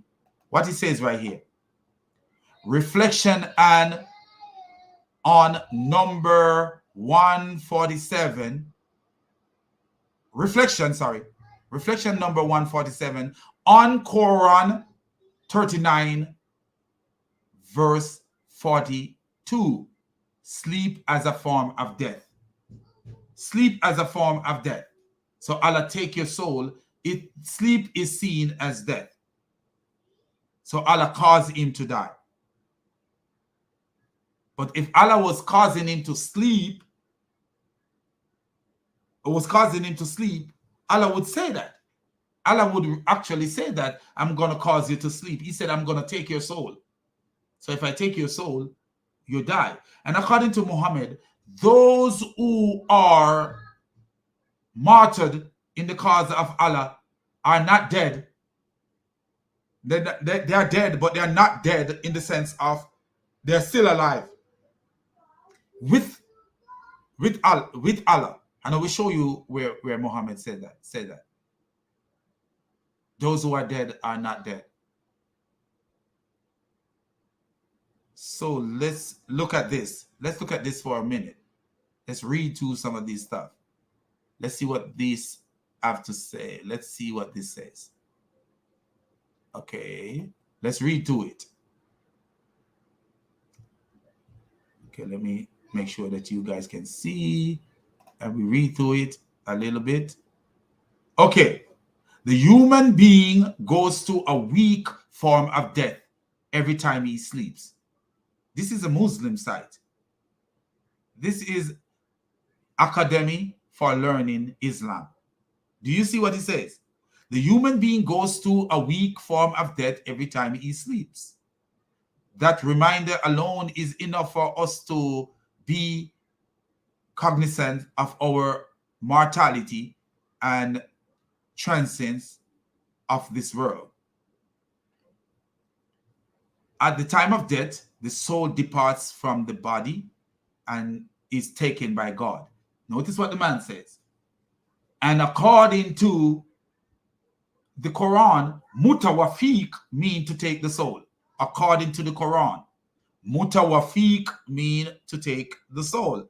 So how did Allah take Jesus' soul? How did Allah take Issa's soul? How did he take his soul? Did he cause him to sleep and take his soul? And where is his body? Or did he cause him to sleep, cause him to die, and take his soul? So listen, the moment the soul, the movement of the soul also takes place in the time of sleep, albeit a weaker form. So a weaker form of death. But that's not what happened to Isa, according to Ibn Ibas. Ibn Ibas says Isa died. He died. He died. So listen, as we go along. The soul's connection to the body is at the minimum during sleep. And do you see how stupid this is? Because the guy who is writing this, no, this is stupid. Allah said, I will take your soul during your sleep, according to 6 verse 60. But this guy is saying this the soul's connection to the body is at a minimum during sleep. That means it's not taken. If it's connected, how is it taken? Even this Muslim right here, the Academy for Learning Islam, know that the Quran is stupid. See that the Quran is stupid. Because if your soul, the consciousness of you, is taken from you while you are sleeping, you cannot be conscious of anything. How can you be conscious of anything at all while you're asleep? There's people who sleeps and is conscious that there is someone in their environment. I've been there before, where I am sleeping, but I know someone come enter. Why? If my soul is taken, why am I aware of these things? It doesn't make sense. Your soul, even though I don't believe that soul theory, that soul theory, and I will have a video on this thing one day. I don't believe that soul theory that a lot of people believe, because I don't believe it's biblical, and I don't believe it, So, and this is why that for me, I know that the Quran is from alternative source and not from the God of Israel. So, what we see here is this man is saying that there's a connection to the body. The soul have a connection to the body, a minimum connection. But Allah is saying that he take the soul during sleep. If you read 66, what he's saying, you read 66 is saying, and it is he who takes your souls by night. He takes your souls when you're sleeping at night. You look at that verse from another place, he will say something totally different because of the translation. So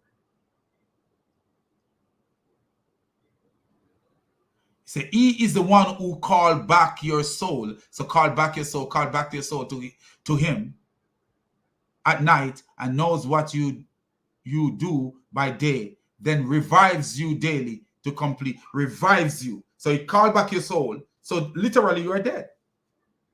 He called back your soul, but revive you. And this is why the person writing the Quran is a stupid person. Very, very stupid person. The only time, if the soul equal to the spirit, the only time your spirit leave your body is when you're dead. Is when you're dead. And the only time your spirit can get back to your body is if you're resuscitated. Like when Jesus used miracle to resuscitate Lazarus and bring him back to life. And why we know this is totally a miracle, even if Jesus was touching Lazarus. Why? Because of the time that he died, the amount of time that he died. When a person die, after a period of time, you cannot get them back alive. Rigor mortis chipped in. and all this stuff, you can't get that person back alive. That person come back alive, it's Jesus, it's God.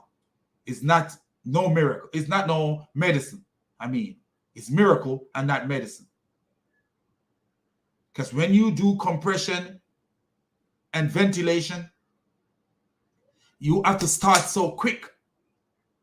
You have to start so quick.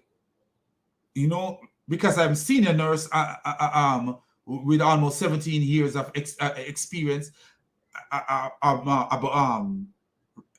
in comparison to the people who are there. I took charge. Like, hey, get this and let's put this on her instead of bagging her. Let's put this on. It is forcing oxygen into her lungs.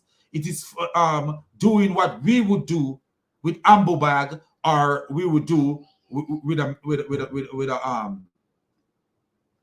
connector to the mouth and blow from our lungs, which is not safe nowadays to do that. But you have to do what you do have available if you want to save somebody's life, if you are that kind of person. But we put the vent over the trach, and the vent is pushing here into the lungs, oxygenated here into the lungs, and doing what we would have done if we have an ambo bag and we started compression, and we could hear ribs breaking. We could hear the breaking of ribs, because if you're doing it right, you will break ribs. If you're not breaking ribs, you're not doing it right. Literally, you're not doing it right. But you know what we are saying is this: to revive someone. If you take the spirit from someone and you're reviving them, because when a person dies, their spirit goes. And their breath is gone, the rock is gone. In order to get that person back alive, you got to get the rock back into a body with a functioning heart that can, because what the rock does, the rock have oxygen coming with the breath. There's oxygen coming in with the breath, and that oxygen need to get into the bloodstream and keep, so the organ can start to function. And how you're going to get it? By compression.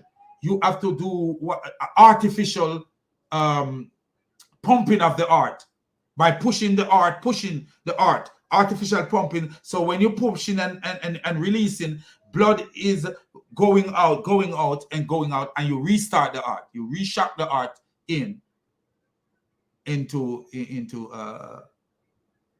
so you're reshocking the heart to start breathing. And the oxygen that you put in, other stuff, create that atmosphere for that person to be revived. Because without oxygen, after a while, what happened? Tissue start to die. So you see, Islam is a mess. That's the name of the channel, and it's true. How can you say you take the soul of a person and yet still the person is still alive? That's a lie. That's a lie. You never see that kind of stuff in the Bible. Never will see that kind of stuff in the Bible, because the Bible is from a sensible source. So anyway, we are going to look and listen to him continue a little bit, and I'm going to say peace out and react to him a little bit, and I say peace out.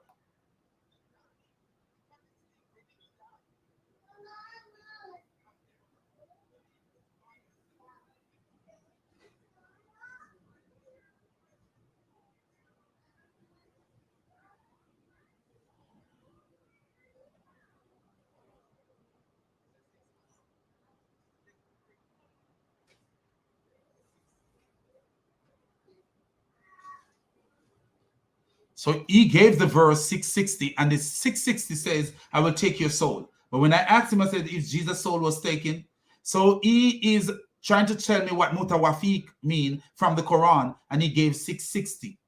And 660 says mutawafiq mean to take the soul. So I asked him, I said, is Jesus' soul taken? He said, no. He said, Jesus was taken. But mutawafiq, according to the Quran, doesn't mean that you are taken. It means that your soul is taken. That's why I said they invent the wheel afterward. Because do you notice what mutawafiq mean in the time of Ibn Abbas? What does mutawafiq mean in the time of Ibn Abbas? We let Ibn Abbas, let the evidence speak for itself. What mutawafiq mean in the time of Ibn Abbas, which is in the time of Muhammad. Because Muhammad lived at the time of Ibn Abbas. And this is what Ibn Abbas is saying mutawafiq mean. So who do we go with? Ibn Abbas. Mutawafiq means I will mutawafika. I will be mutawafika means will cause you to die. So who do I listen to? This naive Muslim, or do I listen to the Sahaba? Is that what they call them? The Sahaba, the people who teach the Quran? Was Ibn Abbas one of the Sahaba? Let me show you what Muhammad, if I can find it, Muhammad say about Ibn Abbas.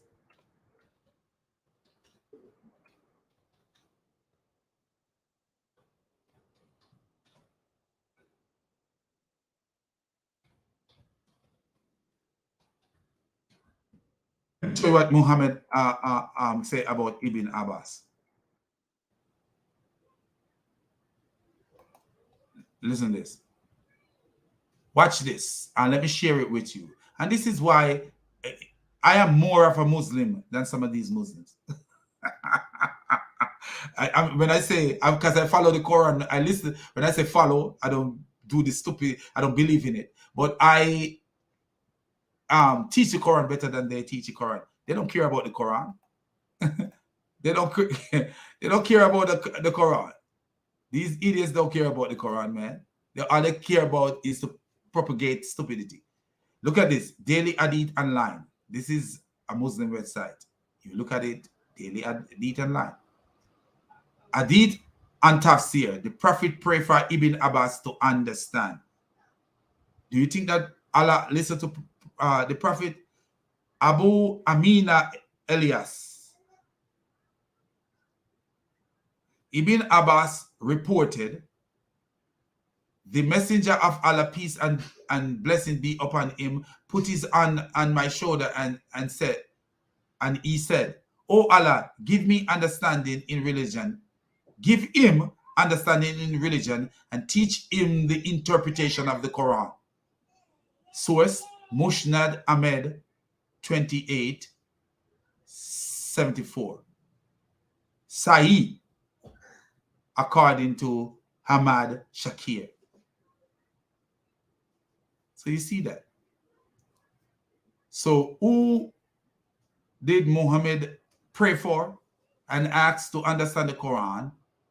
Did he pray for Abu Cyrus, or did he pray for Ibn Abbas? So who should I follow? Ibn Abbas. Ibn Abbas. So when he said, I will cause you I will cause you to die.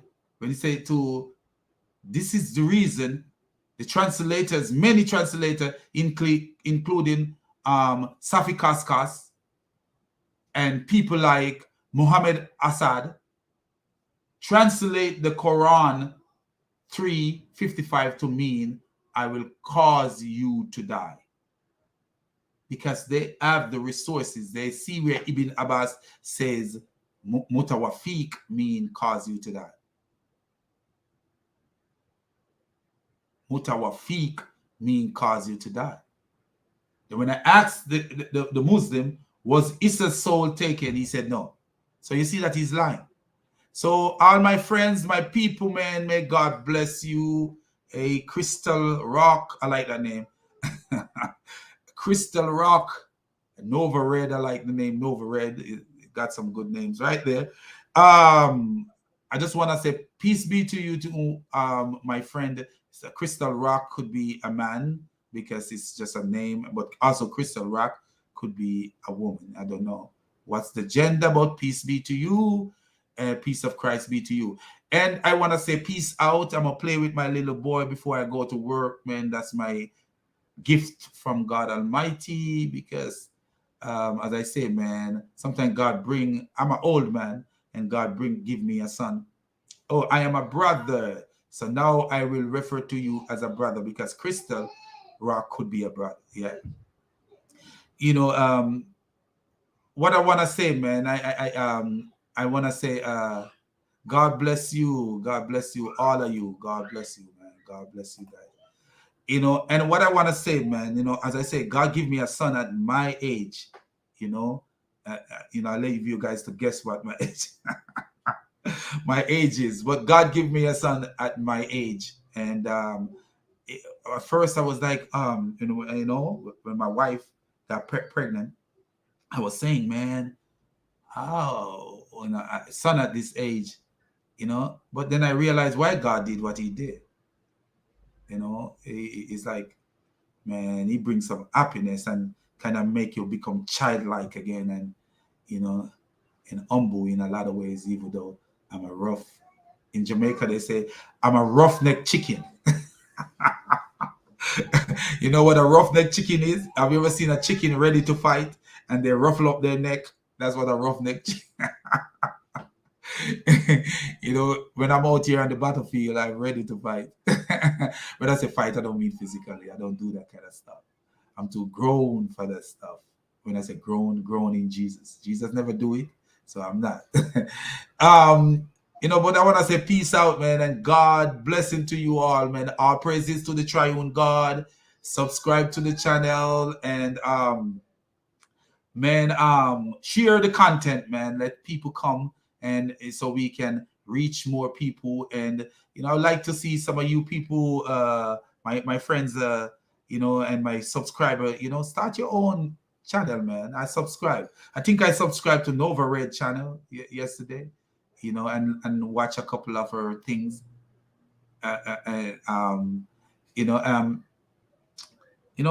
Start your channel, man. This, when I started, it was not easy, and I thank you guys for subscribing, because I'm almost 200 subscribers.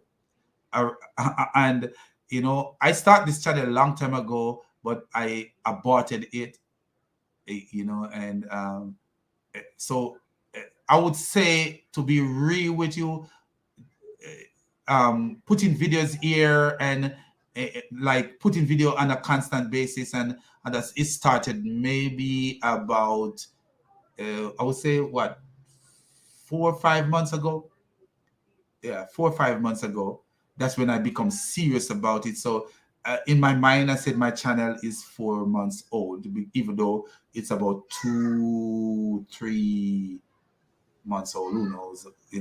I had a account, but it wasn't a channel. It was just an account where I go to and watch different things and subscribe to different channel, like David Wood and other people. That a channel, I Christian Prince, David Wood, Rob Christian, and other people. I subscribe to their channel with my channel, but I start with my account. But I started it as a channel like maybe 2 years ago, but I didn't have a camera and I didn't have a microphone, so I was actually speaking through the computer. It was not good. It was not good. And then I started listening to advice that people will run from your channel if you don't have good camera and microphone and stuff like that. And I said, no, if I wanted to start my channel, I wanted to have the equipment so I could share with my, and God bless us with StreamYard. I'm telling you, StreamYard is a blessing, a real blessing, and but anyone, start your channel, man, and we promote each other. That's all we do. We promote each other, and we get to where we get to. We promote each other. We invite each other on, or we could say subscribe to this person's channel. So anybody have a channel that need somebody to subscribe to, just tell me about it, and I advertise your channel. I will look into it first and then advertise your channel, because I don't want to say subscribe to this channel and the channel have ungodly things on it. We got to keep it Jesus. This is my new talk. Keep it Jesus. you know, my new talk is keep it Jesus. So everybody keep it Jesus. Let me put it up here.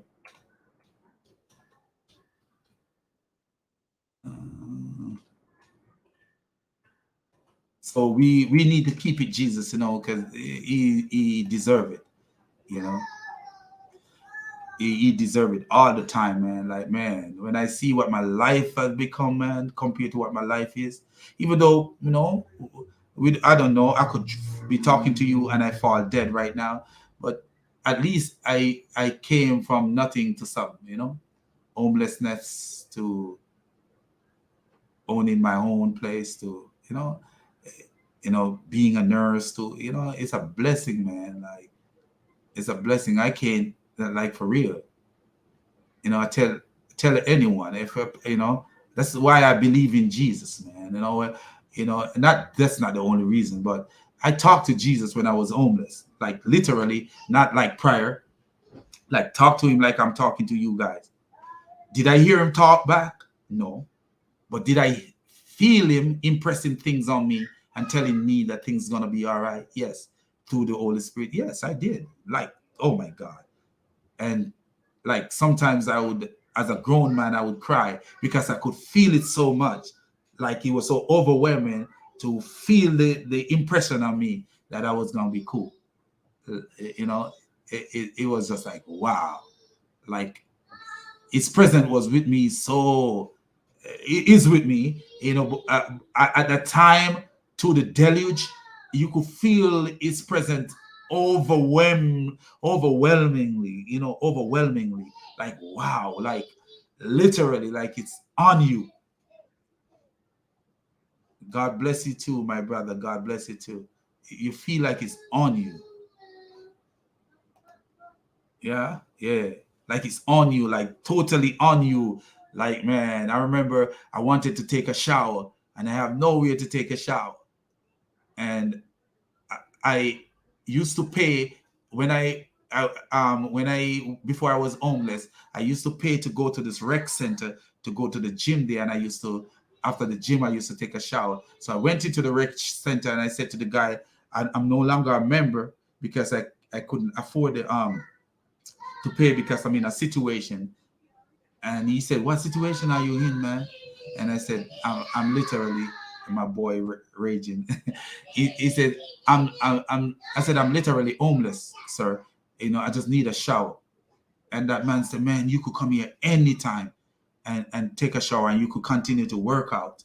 Because I used to go to the gym there and I would go there and work out. And when you work out, serotonin, your body release serotonin, and because I was depressed. But when I work out, my body released serotonin and caused me my depression to be lessened. You know, yeah, my sister, yeah, keep it Jesus, man. Yes, so many things that we could do. Yeah, yeah. I agree with you, my sister. Keep it Jesus. You'll be blessed. You'll be so surprised. When you keep it Jesus, you will be so surprised. There's so many content out here. You don't have to be about God. It could be about life, but yet still be Jesus. Yeah, I'm poor without Jesus. I tell you, I was feeling rich when I talked to Jesus, and I feel so rich, like, hey, man, the King of Kings have my back, like, And then when I look, I was in nursing school when I was homeless, and I, I, I think it was a plan of God because I work so hard and pay for my nursing school cash, like totally went in with the full bundle and pay for it. So it was already paid for. So even when things start falling apart, it was already paid for. All I got to do is get there, get to school. And homelessness, I was getting there. God find a way for me to take showers And what I would do when I go in there to take a shower, I wash my shirt, my t-shirt, my underwear, and whatever, and I put it in a bag, and I would take it out. And then when I get where the sun is, that's a natural natural clothes dryer. The sun and the air, the wind, and dry my clothes. And I would flag it before I flag it. I don't know if you guys know what I mean. Flag it to take the wrinkle out before I dry it. So that when you flag it, it's not crumpled up when it dry. It's not crumpled up the way you wring it. And even though you were still wrinkled, but I go to school that way, and when I was close to finishing school, God blessed me with a job, and homelessness was gone. Homelessness was gone, and from then I've never been homeless, to the point where I own my own. I own a little condo. It's not the most luxurious, but it's mine. It's mine. Our praises to Jesus Christ, man. Everything he did, everything he did, man. It's crazy. But people, pray for the people in Ukraine. Pray for them, and pray for Vladimir Putin to change his wicked ways. I'm going to show you something that a Muslim said to me. And this is how I don't think Muslims think real like regular people.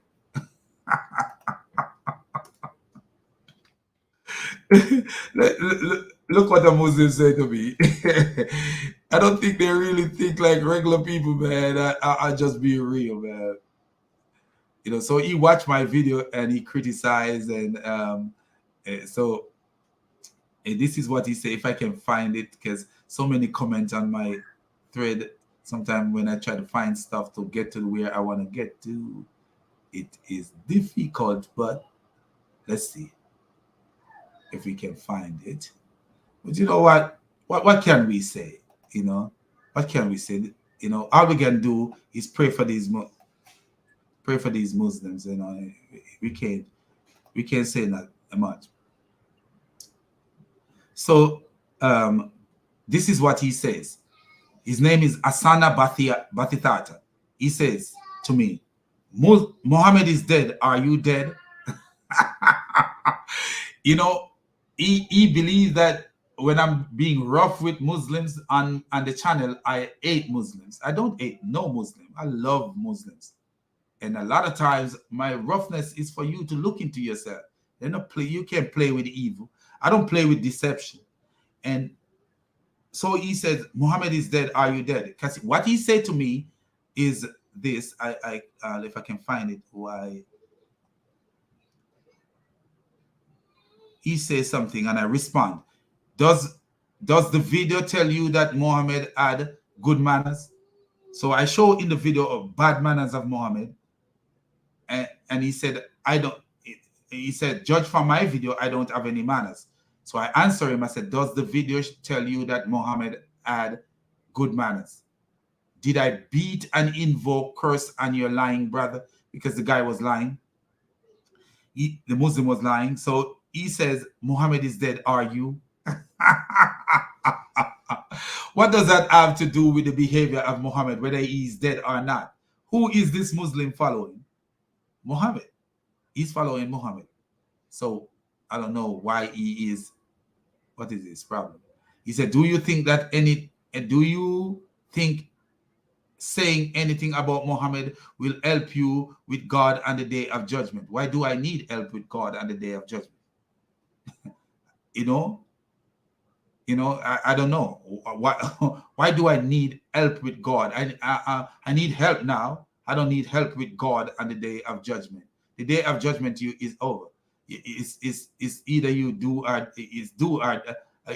die or live. That's what the day of judgment is. Now is do or die. The day of judgment is live or die.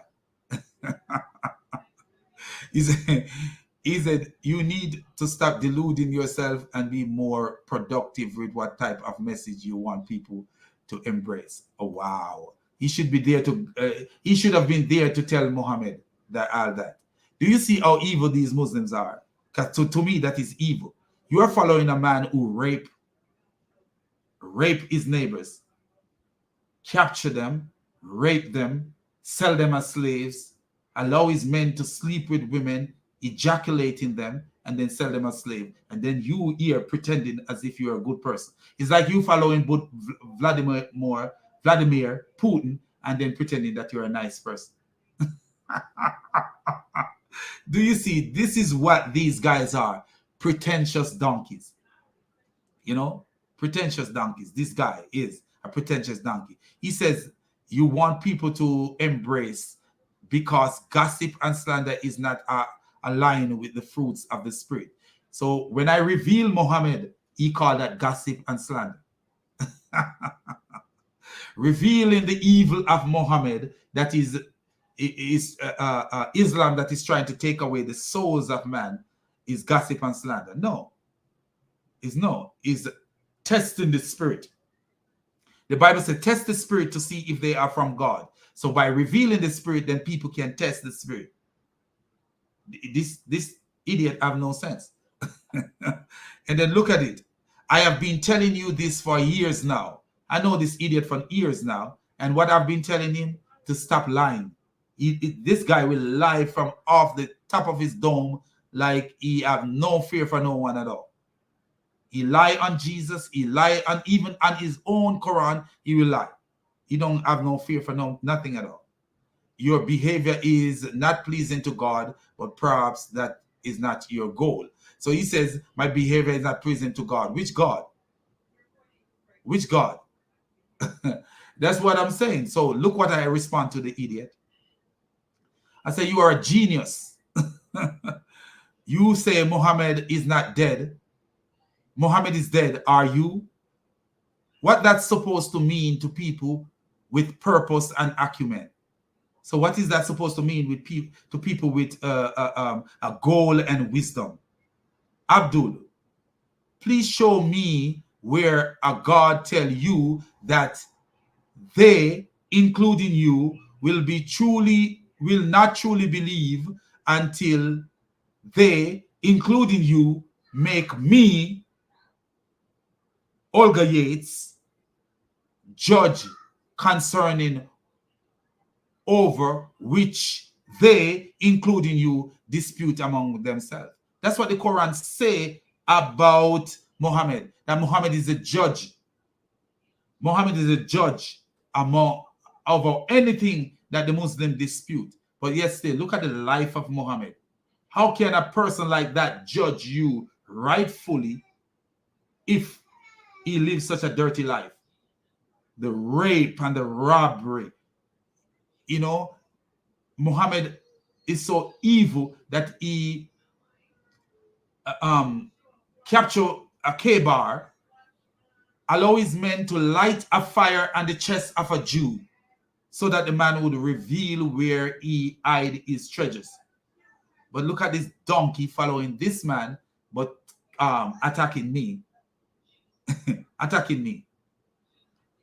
So when you look at it, so we look at somebody like Shibir Ali, and we say, oh, he is soft-spoken and all that stuff. Is Shibir Ali better than Vladimir Putin?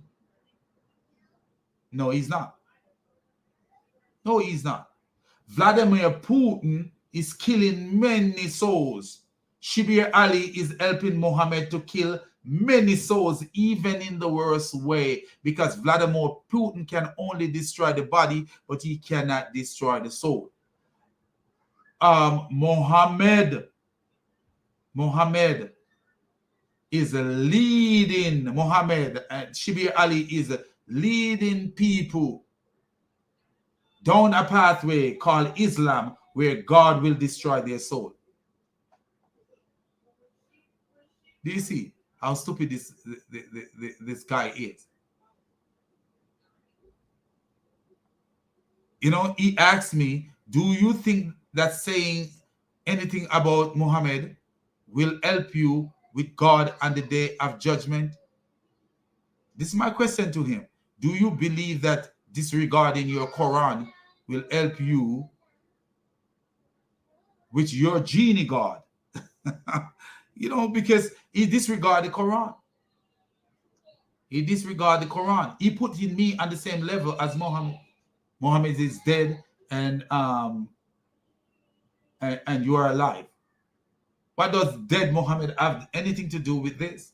Muhammad is dead, but you are following him as a dead man, and following him and believing in the lies that he told. And he talking about fruit of the Spirit. Fruit of the Spirit. How does this dude understand anything about the fruit of the Spirit? This dude follow a man who raped his neighbor, but he talking about the fruit of the Spirit. So you, Shibir Ali, who may not be as assertive as I am, following Muhammad, who rape and kill his neighbors and have sex with a 9-year-old baby. How is Shibir Ali better than me because I might say call somebody an idiot or a donkey? Tell me now, how is Shibir Ali better than me? Is Shibir Ali better than Jesus? Is Muhammad better than Jesus, who say, you fools, you snake? No. No. Shibir Ali is following a man who raped his neighbors, yet still he's humbly in a way in the sight of man, following this pagan. So how is it that I am worse than Shibir Ali? And how is it I'm worse than this guy? How am I worse than this guy? This guy is a donkey and an idiot.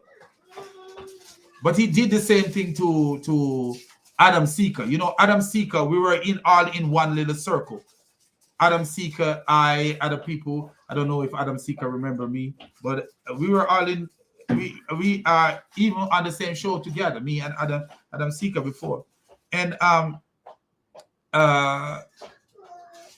what would happen, this guy would attack Adam Seeker when he started his channel, saying that you ain't going nowhere, this and that, and talking all kind of stuff. And then now he don't even say nothing to Adam Seeker, because this is what he is. He tried to curve you. That's what Muslims try to do, to change you from your character, change you from who you are. So let's say peace out and God blessing to you. Let me see what my saying, and then Jesus said, let the dead bury their dead. That's so true. Momo semen stained clothes. Oh my Christ. Whose semen? That's a good question. Whose semen was on Muhammad's clothes?